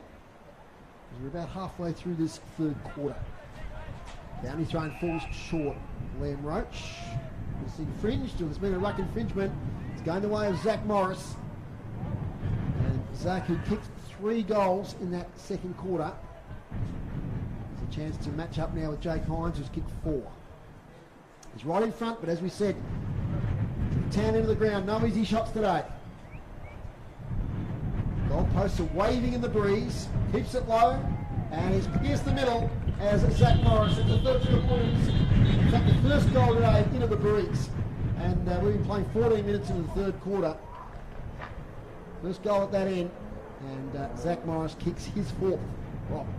Yeah, look, worked really, really hard to get that ball in there and trap it in there, and again, he's a really, really smart player. I think that when you get a defender like Zach, learns his craft back, goes forward, it just really carries them in good stead, Dave. And you know, he's a very talented young player, and I think you mentioned last week Kangaroos VFL side. Yep. So yeah, quite a few of these Blues. I'll tell you what, they could take the next step into that VFL level and maybe further. Impressive young footballers here at the Launceston Footy Club. Nice tap out by Roach. Goal early in the quarter. Lazy tackle now McCormack. So that's good work there, Liam Roach. Like the attitude of this young player. Going in the ruck in the TSL. Tough gig, and he's doing it pretty well. Up towards half forward though, and Alec Wright takes the defensive mark for the Blues. Short chip now to Polfreman. That's to play on, not 15. Back to Wright. Wright, worm-burning kick up towards the wing. Well met there by number 42 and Jack Miles. Kick goes forward. Meredith clears him. Boyd in the van. Going to go close to the boundary line. He picks it up now. Kicks, and that's going to go out of bounds on the full, I suspect. Cowley, did he get there? Boundary umpire was right on the spot. Said it was out of bounds on the full. Bailey Jenkins as a target. Oh, he just put too much on that kick. It's just landed on the lap there of Jacob Boyd. He didn't allow for the breeze at all. Well, Jacob Boyd, back pocket. Has to now play on. And he kicks it out of bounds in the full again. And much to his disgust. Another one reminiscent of my golf shots here. You see the hook on that. Absolutely. Just a quick score too, Dave, while we're preparing the AFLW. Half time, Adelaide Crows 4-1-25 for Fremantle. 3 goals straight, 18. Goal to Lauderdale, so they're back in front by 2 points. Gee, that's going to be tight, that game. Keep up to date through the afternoon. 16 minutes gone here in the third quarter. Ben Camerick kicks into the teeth of goal. Mark dropped there by Launceston. Taken by Blake Waite. Snap on goal. Matthew Dulga. And this is to the right-hand side. Glenorchy 2-3-15. Launceston 12-9-81. Margin 66 points. As Baldy goes short, finds Tuthill. Tuthill back to Woolley. Over the top to Seymour. He's going to be under pressure. Takes on the tackler. He's in trouble from behind. Gets to the Cowley. He'll be confronted. He's stripping the ball by Don Brown. And he's holding the ball on this occasion. So Don Brown. Whitish day today. Cool. Gee, it's not a great kick. It might come out all right though.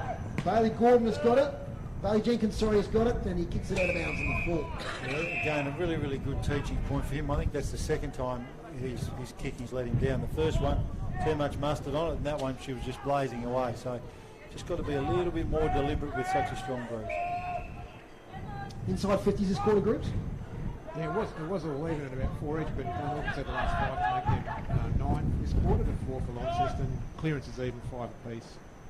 Okay, good entries here from Glenorchy in this quarter. Comes out now to Miles.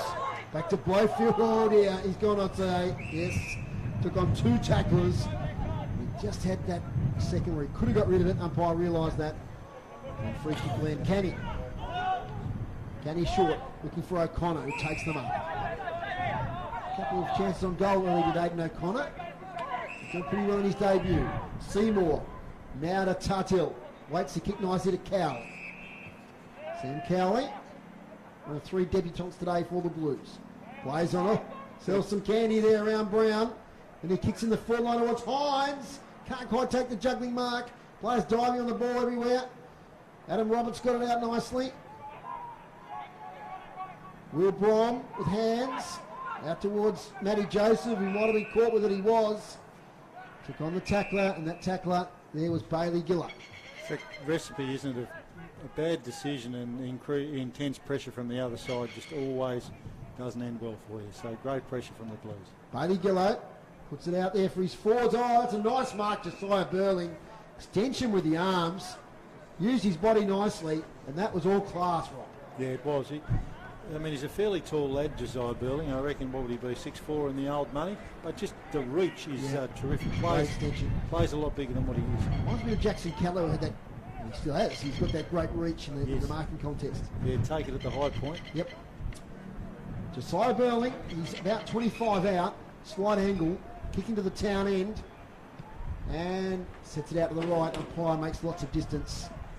So another behind to the Blues, 12-10-82. 2-3-15, and what was it half-time groups? 11-8-74, so they kicked 1 goal. 1 goal 2, 2 goals 2. 2 goals 2, so Glenorchy, as you'd expect, with the Breeze outscoring the Blues in this quarter. Boyd nearly takes the mark. Now here's a chance for the Magpies. They kick to space. Riley Oakley will get there first. It clears him though. With a great bounce and ends up with Jamison House to right.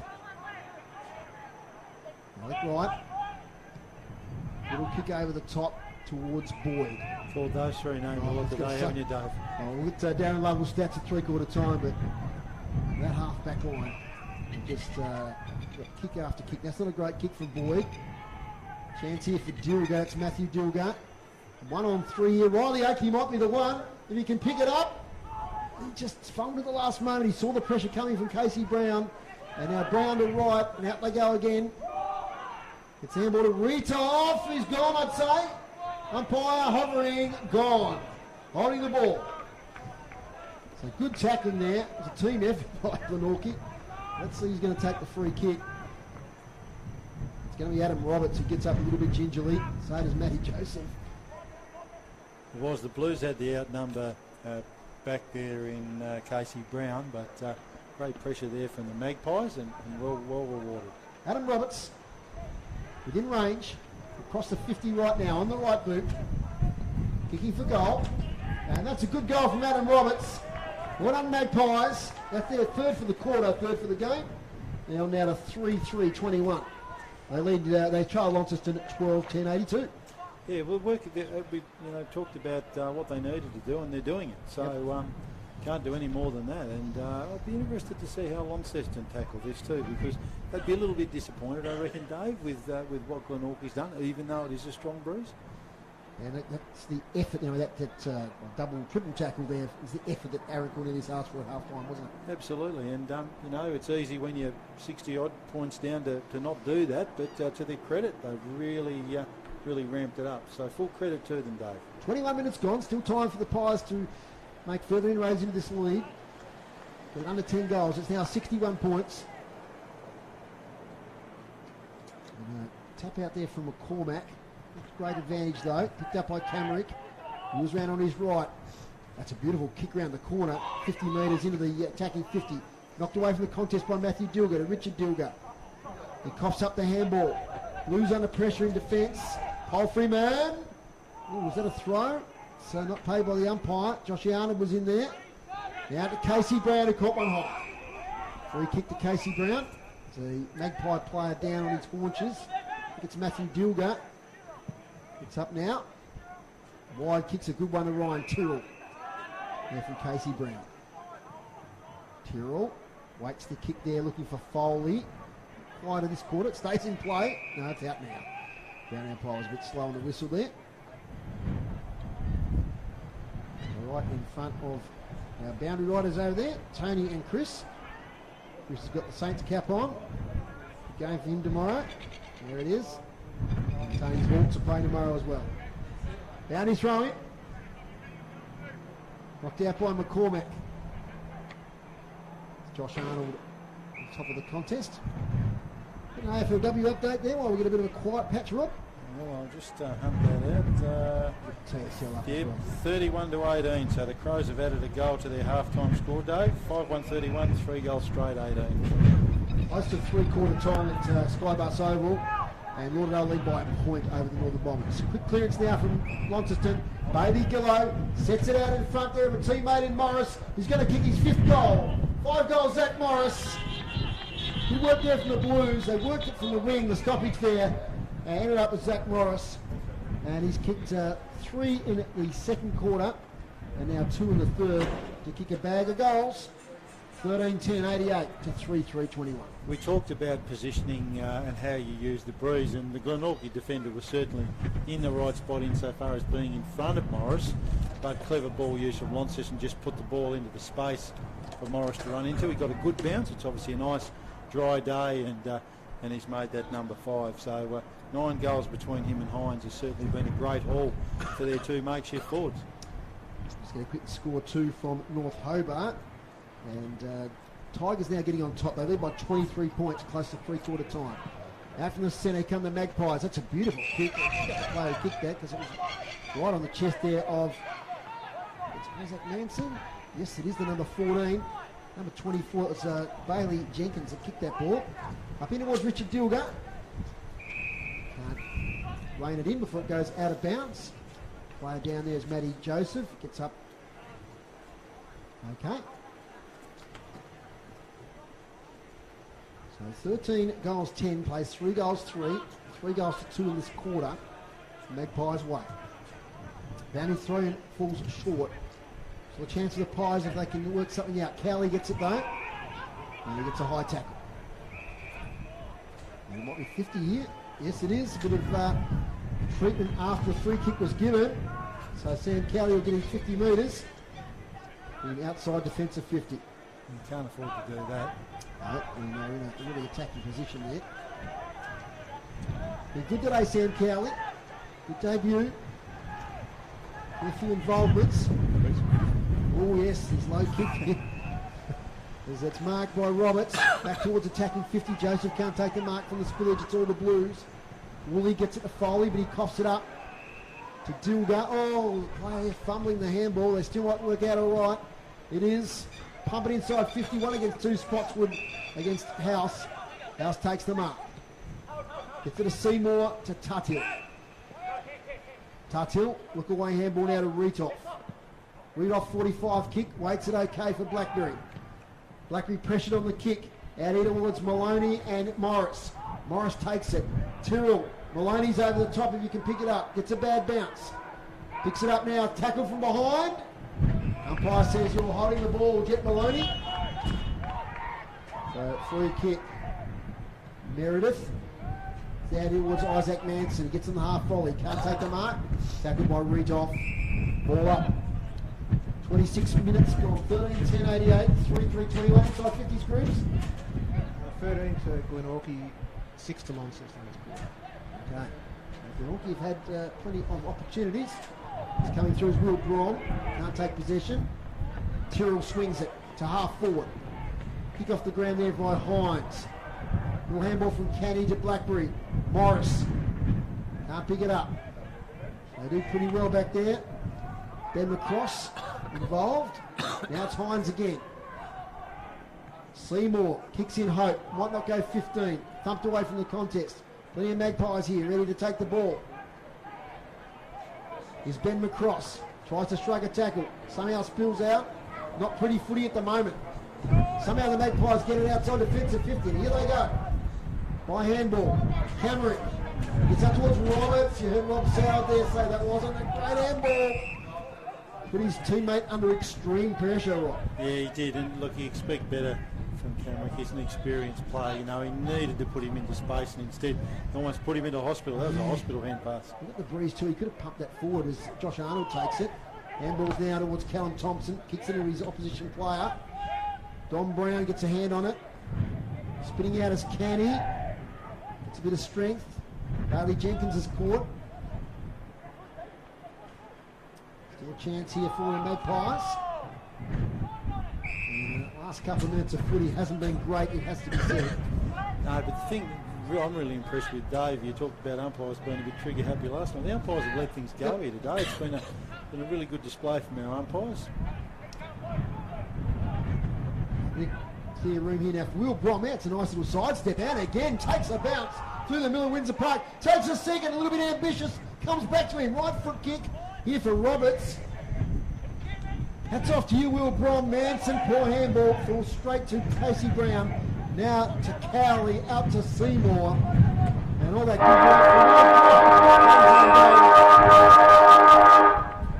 work. That's a great little move there from Will Brom, but as I said, came to naught. Three-quarter time here at Windsor Park. It's the Blues, 13-10-88. They lead Glenorchy 3-3-21. Margin 67 points. So in that quarter, the Blues kicked 2 goals, 2, and Glenorchy kicked 3 goals, 2. I'll go through the goal kickers very quickly, Dave. Please do.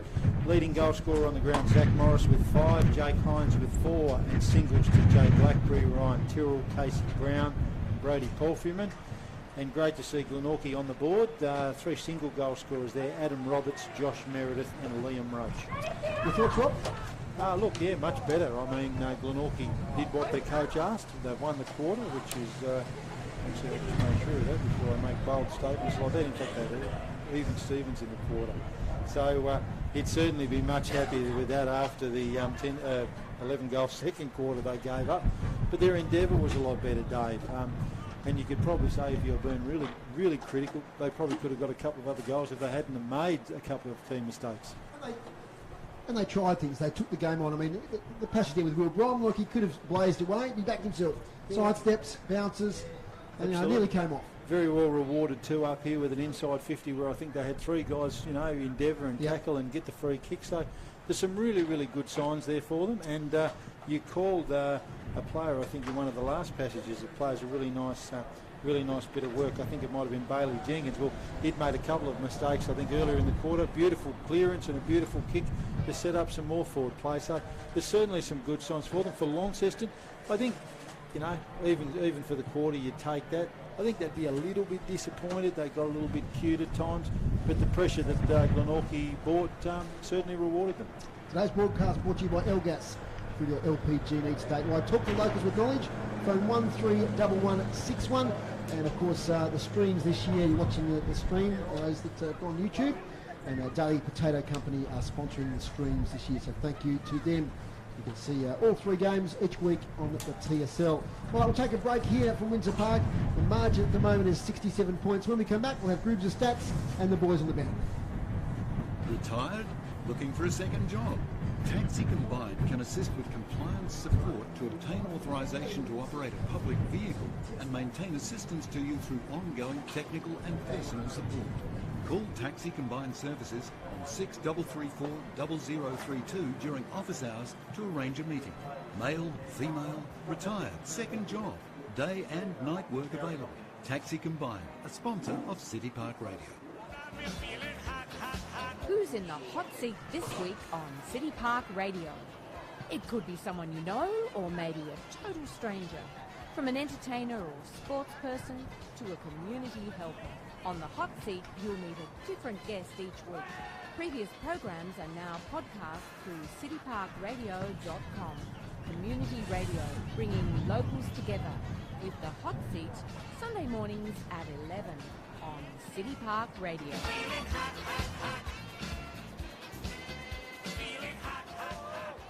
When it comes to your home,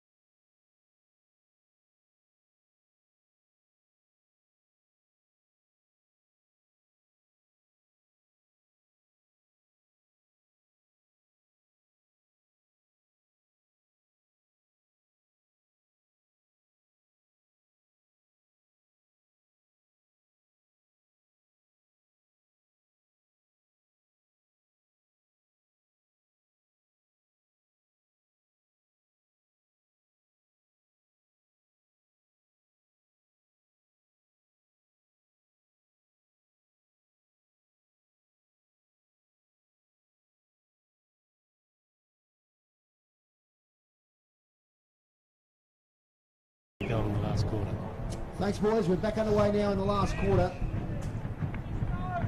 This wind seems to get up when the boys do their report from the gallery.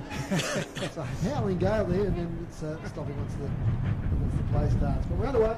Last quarter. What can the Magpies do here? They're kicking into that really strong breeze that we talked about all day. The unusual breeze here at Windsor Park. So it's favouring the northern end of the ground. Boundary Riders Union would be out in force today, Dave. Not like last week where it was very tropical over there, I can tell you. Chris has still got a t-shirt on over there, so he's going okay. There's the ball up. It's a few degrees lower here in the balcony, although we do start to get the sunshine soon. Of course, today's the last day of daylight saving. What do we do with the clocks tonight? What are we moving forward or back? They go back tonight. Back, okay, there we go. There's first inside 50 to the Pies, up towards half forward. And in there was Josh Meredith, kicked a nice goal in the previous quarter. Coming out, that was right. Clears out towards Cowley. Taken by Joseph. He slipped over at the vital moment, and I'll tell you what, he might have hurt an ankle there. It's not a good one as Jack Tuthill gets it to McCormack to Cowley. Now to Boyd. Boyd to half 40, looking for O'Connor. He might have got his arms chopped there, he did. Play on, is it? Yes. Back to O'Connor from Berlin. The handball was a bit hot. Now O'Connor's tackled. So it's on the back play. We'll get the boys to have a look at this one when he comes off the ground. It's Joseph. He hasn't got up yet. He reached for that ankle in that contest. He sort of moved awkwardly. And he's a player that cannot afford to lose. No. One of the experienced premiership players. Now comes Tyrrell, dodges around. Now O'Connor, first goal in TSL footy. Hayden O'Connor, what a beauty. Slots it through. 25 out, got through some traffic. Well done, young man. It's a memory you'll have for the rest of your life, kicking that first goal in senior footy. Hayden O'Connor, 14-10-94, 3-3-21. Yeah, you'll certainly remember that one, Dave. That was a great passage of play. You know, he worked hard, weaved through and threw it on the boot. But certainly that forward pressure from Launceston, again, very, very telling. And as we've highlighted a couple of times today, it's always terrific to see young players come into the league, do some great things, and in that case, kick a goal. So well done, young man. And I'm certain he'll be talking about that after the game. Matty Joseph, he got up. I think he thought about playing on, but now he's hobbling towards the line, or is he going to stay on? He's contemplating, and I'd say he sprained an ankle by the look of it. Sometimes you can keep moving and get them going, but wait and see. He's taken out nicely there. That's a really good little clearance there by Brody Howard, one of those young players making their way in TSL. Gets to Manson and to Liam Roach, the first goal for the Pies. Not a great kick from Roach. Fades away in the breeze. Out here looking for Josh Meredith. Can't pick it up. Tackle laid down the Launceston player. Jordan Green's in there. Gets a handball over the top to Camerick. His handball doesn't go anywhere. Oh, Tuttle is caught in a big tackle. Tell you what, he had a fair bit of time to get rid of it. Play on, said the umpire. And it's inside that attacking 50 with Glenorchy, and it'll be a ball up.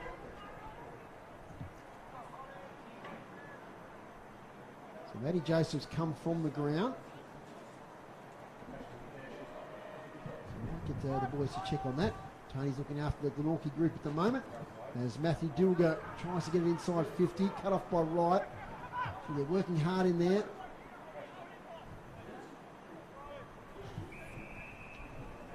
It's going to be a ball up, right on attacking 50. So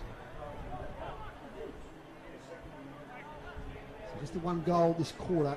A lovely conversion by Aidan O'Connor. First goal in senior footy. Out they come now through Palfreyman. And a little throw, so it's going to come back to the Pies here. Free kick. Got the player who's got it over there. It's Matthew Dilger. Too far out to score into the breeze. Kicks it low. One of the defenders out of right takes an easy mark. So we've got some quarter three in the third quarter individual stats for Launceston. I'll get to in just a sec. Comes out to Blowfield. He's tackled immediately. So it'll be a ball up. Might get to those now if I can just open them up here. So top possession winner with three-quarter time for the Blues is Palfreyman with 20. That's 7 in the third quarter. Seymour 19. Jacob Boyd 19. And also Jake Hines 19 as well. Blackberry 18. Lee 17. So some big possession winners there for the Blues, Rob. especially across that half-back line, as we said. Absolutely. But Brody Prothman's one that goes under your guard, isn't it? He's got 20 possessions, but he just racks them up without, a lot of fanfare, a lot of fuss. He just gets about his business, doesn't he? Yeah, he does. He's in some ways, I see him as an heir apparent to Jay Blackburn. He just gets in and works hard. So, terrific. Yep. So 7 possessions in the third quarter, 9 in the second for Brody Prothman. Anyway, we're on the half-forward line now for Launceston. Margin is 73 points. And Seymour's tackled by Camerick. He took on the tackler there, so good decision, umpire. That was umpire Declan Gale there. Declan Gale, Casey Fellows, Tom McEntee umpires today. Now Camerick has to play on. Kicks close to the boundary line. Over here looking for Riley Oakley. But Alec Wright, another mark. So many marks today across half-back. Big fly there from O'Connor. Falls to Brown. Release the handball now to Jenkins. And she ends up over here with Brody Howard. A great kick. Seymour takes it. He's tackled by 3 Glenorchy players. And that effort's still there, Rob. Aaron Cornelius asked for. The tackling's good. Yeah, it is. That's exactly what you want to see. You don't want this to become, a 150-point game. Just to pick a point up, I've been really impressed with young McCormick today. I think when Dave shared some stats earlier on. Yep. Dominant performance from Launceston rugby today. That's another tap there. Volleyball goes on. Taken by Callum Thompson. Now, little kick out by Riley Oakley towards the wing. Sam Cowley, who's really worked his way into this game nicely. He takes it, plays on, left footer. Deep entry inside 50, great mark, Hines. Talk about that vice-like grip. He came from about third back in the contest, plunked it nicely, lines up 20 metres out, slight angle. I like the look of Sam Cowley. He's really grown into this game, hasn't he? Yeah, he has. Quite his first half, but the second half he's had some really good involvement. Let's get back to you in a minute on that one because Hines is lining up. Goal number 5. Allows for the breeze. Not enough. 1 behind. Pick your point up about Cowley, Dave. I mean, you can see he's going to be one of those young guys. You get a few games into him and he's only going to get better for the journey. So certainly done some really, really good things throughout the game today. Joseph okay, according to Tony in the boundary. It's a slight lip, so that's good news for Matty Joseph. We'll tweak that ankle a little bit. Roberts kicks towards half forward, towards Riley Oakley. Fist in there from Jamison House, bit of a mismatch in height there. Then a sneaky little tap out. Now he penalised. He did it pretty well there. Did Brody Howard. He disguised that very, very well. That would have been insufficient intent last night, I'd say. So what were they 3/4 time groups? 13 goals? Yeah, 13. So they only kicked the 1 goal through 8 minutes. But we saw them kick about 8 in 15 minutes in that second quarter. Brody Howard doesn't quite know where to go. Handball's not a great one. Looking for Brom. He picks it up. He's tackled by O'Connor. Good releasing handball to Camerick. Now they get out to Blowfield. Not bad footy there from the Pies, but it comes undone. Defensive side of the wing for the Blues with Retoff taking them out. Connor Retoff. Kicks long to half forward. Hines again. Nice call this time by Joshie Arnold. He's got the assignment there on Jake Hines. Not the assignment people will be lining up for, but certainly one is up to, that's for sure. Park Radio Sport next week at UTAS Stadium. Should be a beauty. North Launceston and Clarence. Our first look at the Bombers for the year. The tackle laid there by Callum Thompson. The ball up. So this thing's gone out of the game a little bit. Blues only the 3 goals since half time. 3 goals apiece, in fact, since the half time break. Another wrestle on the ground. We might try and get some of those TSL scores for our North Launceston listeners because that game's really close. An update there. Last I got was 71-63. Lauderdale led. Hoffman taken over the boundary. There was a slide. Get a kick there. He will get a kick. Right. Brody Howard getting a few congratulations from his teammates. A hard nut there, number 39 for Glenorchy. Boundary throw in. McCormack there with, that's Cooper Meredith. 33 to in the AFLW 3/4 time, 33 to 18. Crows still in front, Dave. At North Hobart, last score we had there, it's Tigers 73, Clarence 51. O'Connor nearly takes it on the follow-up, gets knocked out of his hands by Hines. Good work there from Blake and Waite, working out with hands. Cowley there, but nice mark taken by Adam Roberts. So can they build something here? Roberts goes at the wing towards Riley Oakley, who takes a good mark up against Connor Rudolph. Riley Oakley, funny old kick, but effective. Finds his teammate Jordan Green, who might be on debut, I think. Back to Riley Oakley. Dangerous kick, it might work out all right here to Blowfield if he can pick it up. Taps it in front of him. Pursued there by Bailey Gillow. Blowfield and Gillow, they wrestle each other to the ground now. Which way does that go? Goes against Blowfield. A 50-51, but we're a long way away. Umpire was closer. Bailey Gillow. Supporting handball there to Josh Woolley. It's long up the line.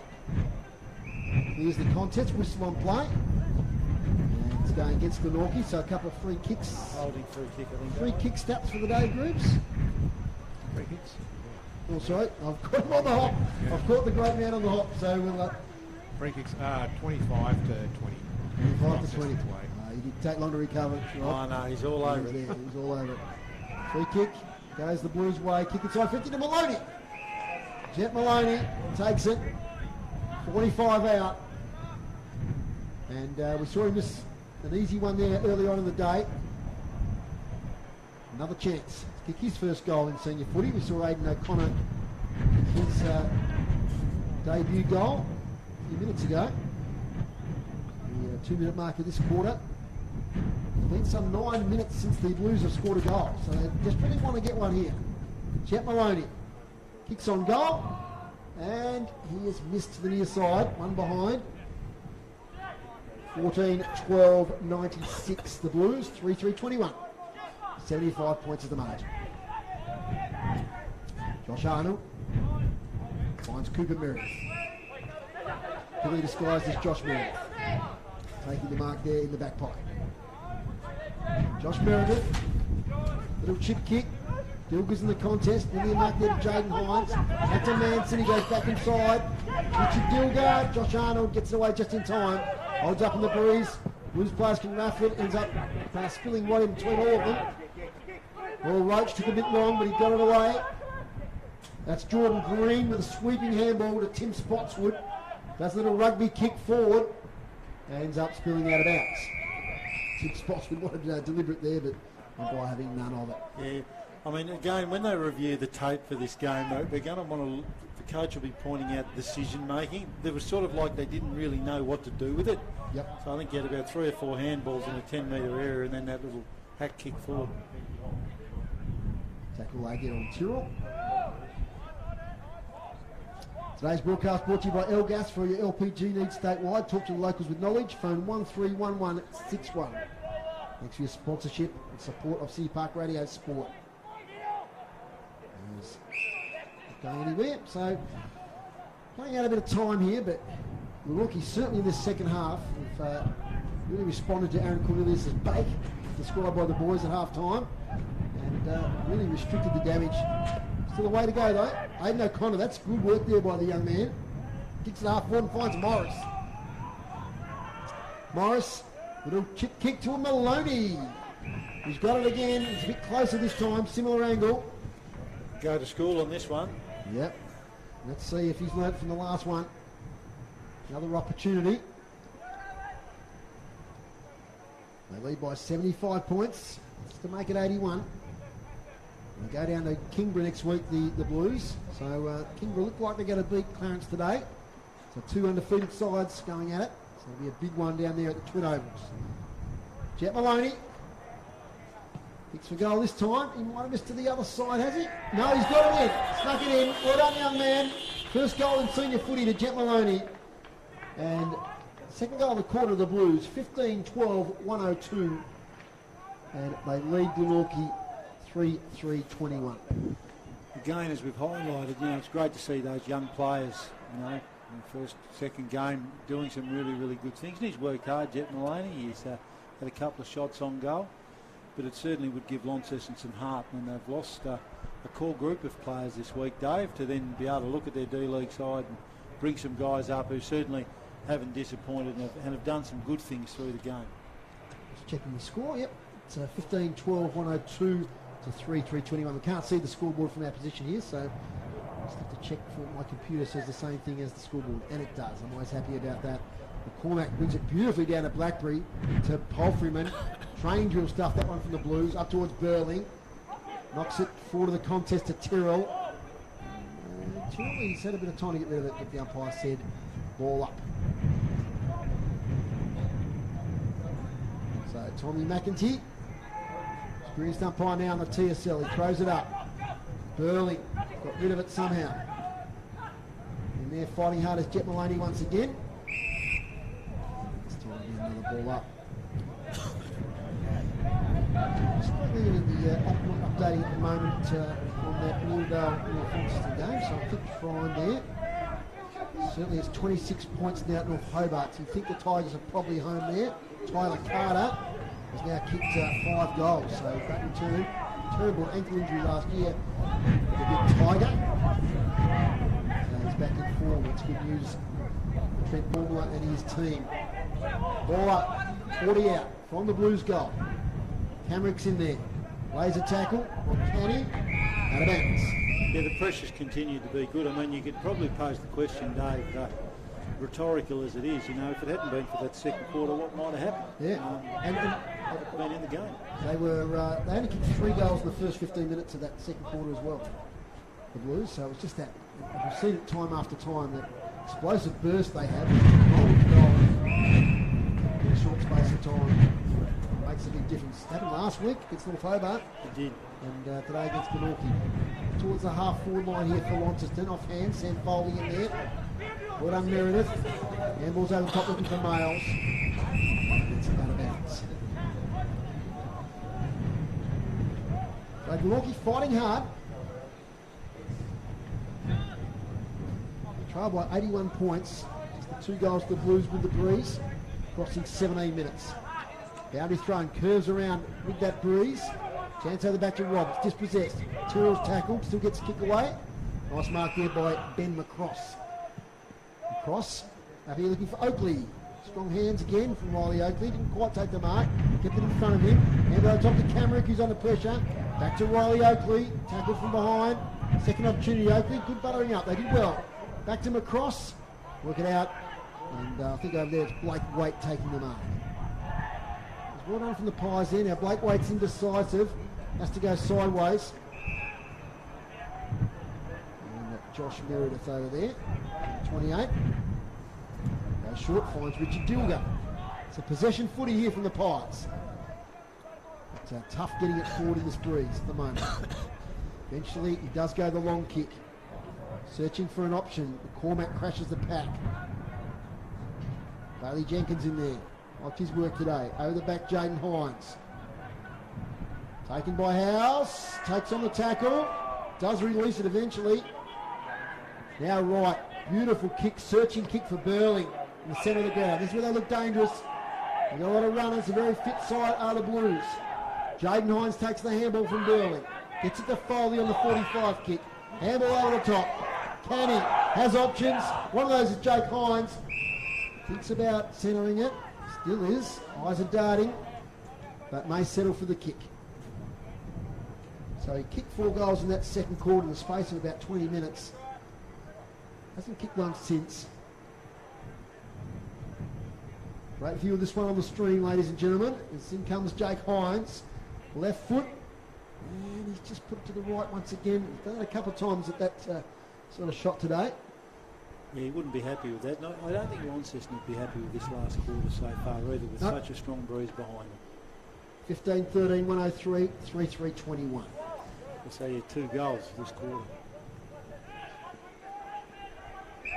Josh Arnold, sure what to do. Not getting himself in trouble here. Gets out of it. It's a low kick and a nice kick. The advantage of Jordan Green. Goes wider to Miles. Left half back flank. Claudia gets it into Will Brom. Don't argue with Blackberry, does okay. Ben McCross, sweeping handball. Somehow kept possession, except I think Josh Meredith is in big trouble. He is. Taking on the tacklers there. Just prior opportunity. It's another example of that decision making. That's not the decision for that part of the ground.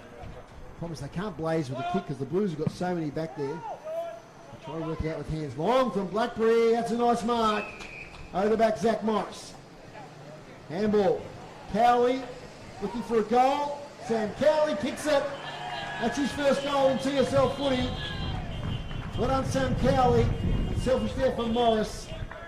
And this latter half of the quarter, they could be piling on a few more here, the Blues. 16-13, 109 to 3-3-21. It's very unselfish, as you called, Dave, from Zach Morris. But the thing when you watch Morris there, he just read that so beautifully in the air, you know, and it's very difficult to do with such a strong, gusty wind.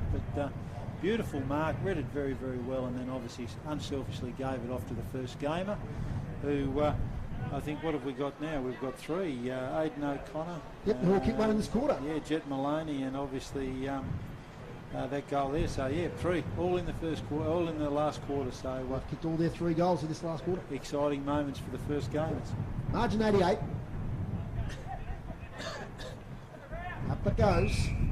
Roach and McCormack whistle on play. Centre square infringement of some sort. See what the umpire says. I feel like it's going to go to Launceston. It is. Tina McCormack, Blackberry. Another launching, seeking, searching kick inside 50. Nice ball from behind there from Will Brom. And ends up being a ball up, 35 out. There's a scrimmage there in the bottom of the contest. Players getting up. Chance for the Blues again. Morris does the ruck work. Hines launches a kick that's way out of bounds on the full. Over the netting at the back of the goals. Over towards the Christian school there. So just let's see if I can get this app to update for the fact it has. 16 minutes in the last quarter. The Northern Bombers lead by 6 points. Gee, what a thrilling contest down there it is. And at the North Hobart Oval, it's now 28 points to the Tigers. Kick in, comes in. Almost taken there by Blake Waite. They work it out with handballs to Joseph.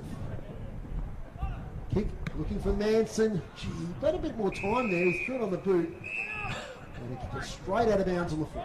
He did, in a very quick update from the AFLW. Dave, Adelaide Crows 6-4-40, Fremantle 4-1-25, and there wouldn't be long to go in that game. And I can guarantee I'm a bit more accurate with the time on that one than I was earlier in the game here. As it comes over to Cowley. Attacking side of the wing. Oh, he kicks it straight into Dilger. And Matty Joseph's got it. As well against Sam Cowley there. Little sideways kick finds Camrick. Experienced players combining for the Pies. Richard Dilger. Back to Joseph. Now what can they do here? Gets a kick to Roberts. Nobody inside 50. Now a couple are entering. Goes sideways towards Spotswood. Didn't quite take it. Chance here though for Jack Mayles. He launches on goal. Jack Mayles! Wow! What a goal that is! What a highlight! Oh my goodness, Jack Mayles on the right foot.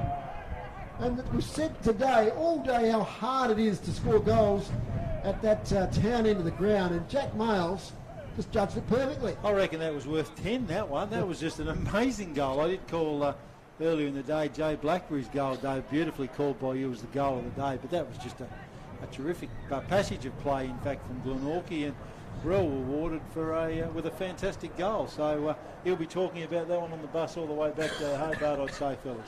Yeah, one of the few goals today at that end as well. And their first one for Glenorchy. Margin back to 82 points. Well, that's great work there. I've called some of these younger Glenorchy players. You can see the potential there as they get more games in them, Rob. They get more confidence. They're going to be all right. As out comes Paul Freeman through the middle of Windsor Park to the goal square. Taken by Will Brom. Look away handball. Gets to the Blowfield. Sweeping handball to Arnold. Back pocket still. Front of the club rooms for Lonnie. Gets pushed as he kicks it. Close to the boundary line. Oh, player tries to come back into the contest. Caught by Brown. Casey Brown that was. Still got it though. Blowfield tries to shrug the Foley tackle.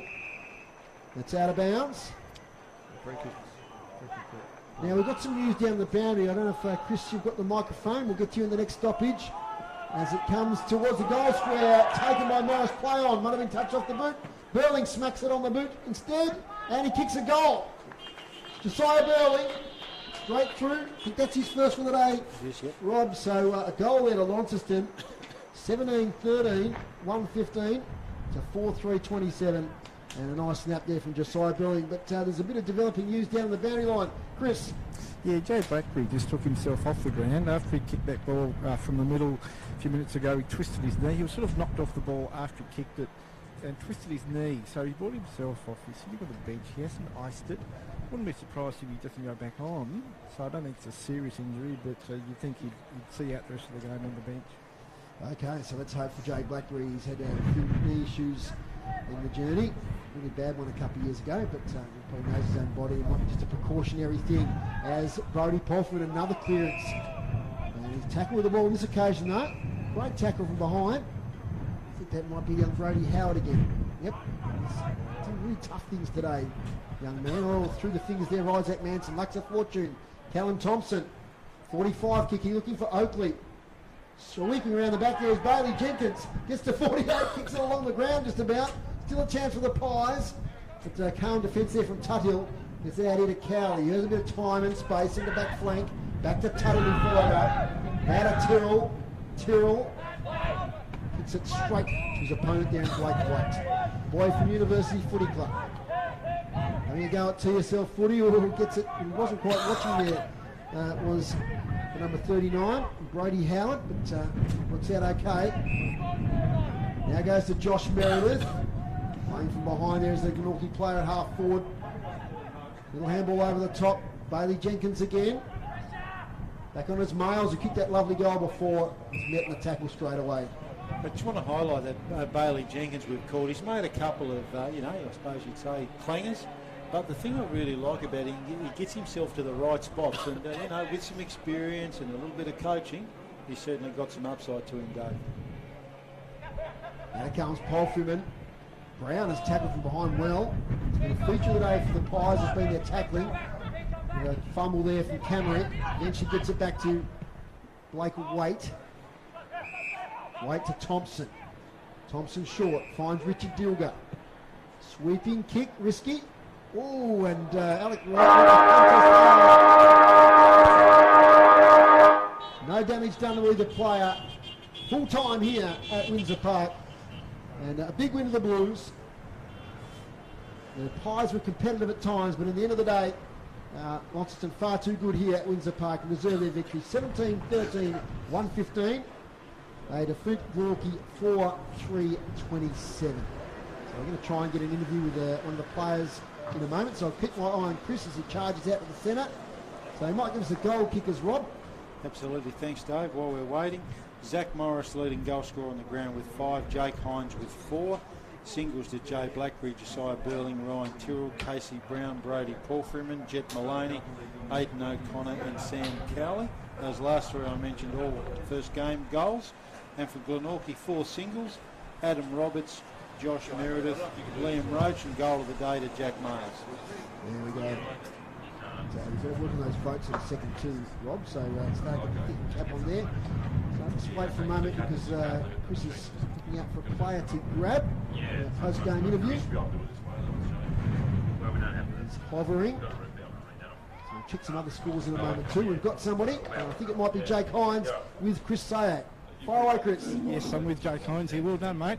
We love kicking goals in this wind all the time. Yeah, no, it was bloody tough today. It was tough going against it, but I think we adapted well and tried to play the best team we could at that breeze, and obviously tried to take advantage with it when we got on with it. So because it was really swirling. It's not constant all day, isn't it? Yeah, it was just here and everywhere. It was pretty hard to judge, and I think we kicked 17-13 is not bad on a day like this. So yeah. So you'd be happy with your job? Oh yeah, I could have got a bit better if I kicked straight, but well, it is what it is, and we enjoy the win. So it's a good start for the team this year. Yeah, no, we started well. Obviously 2-0.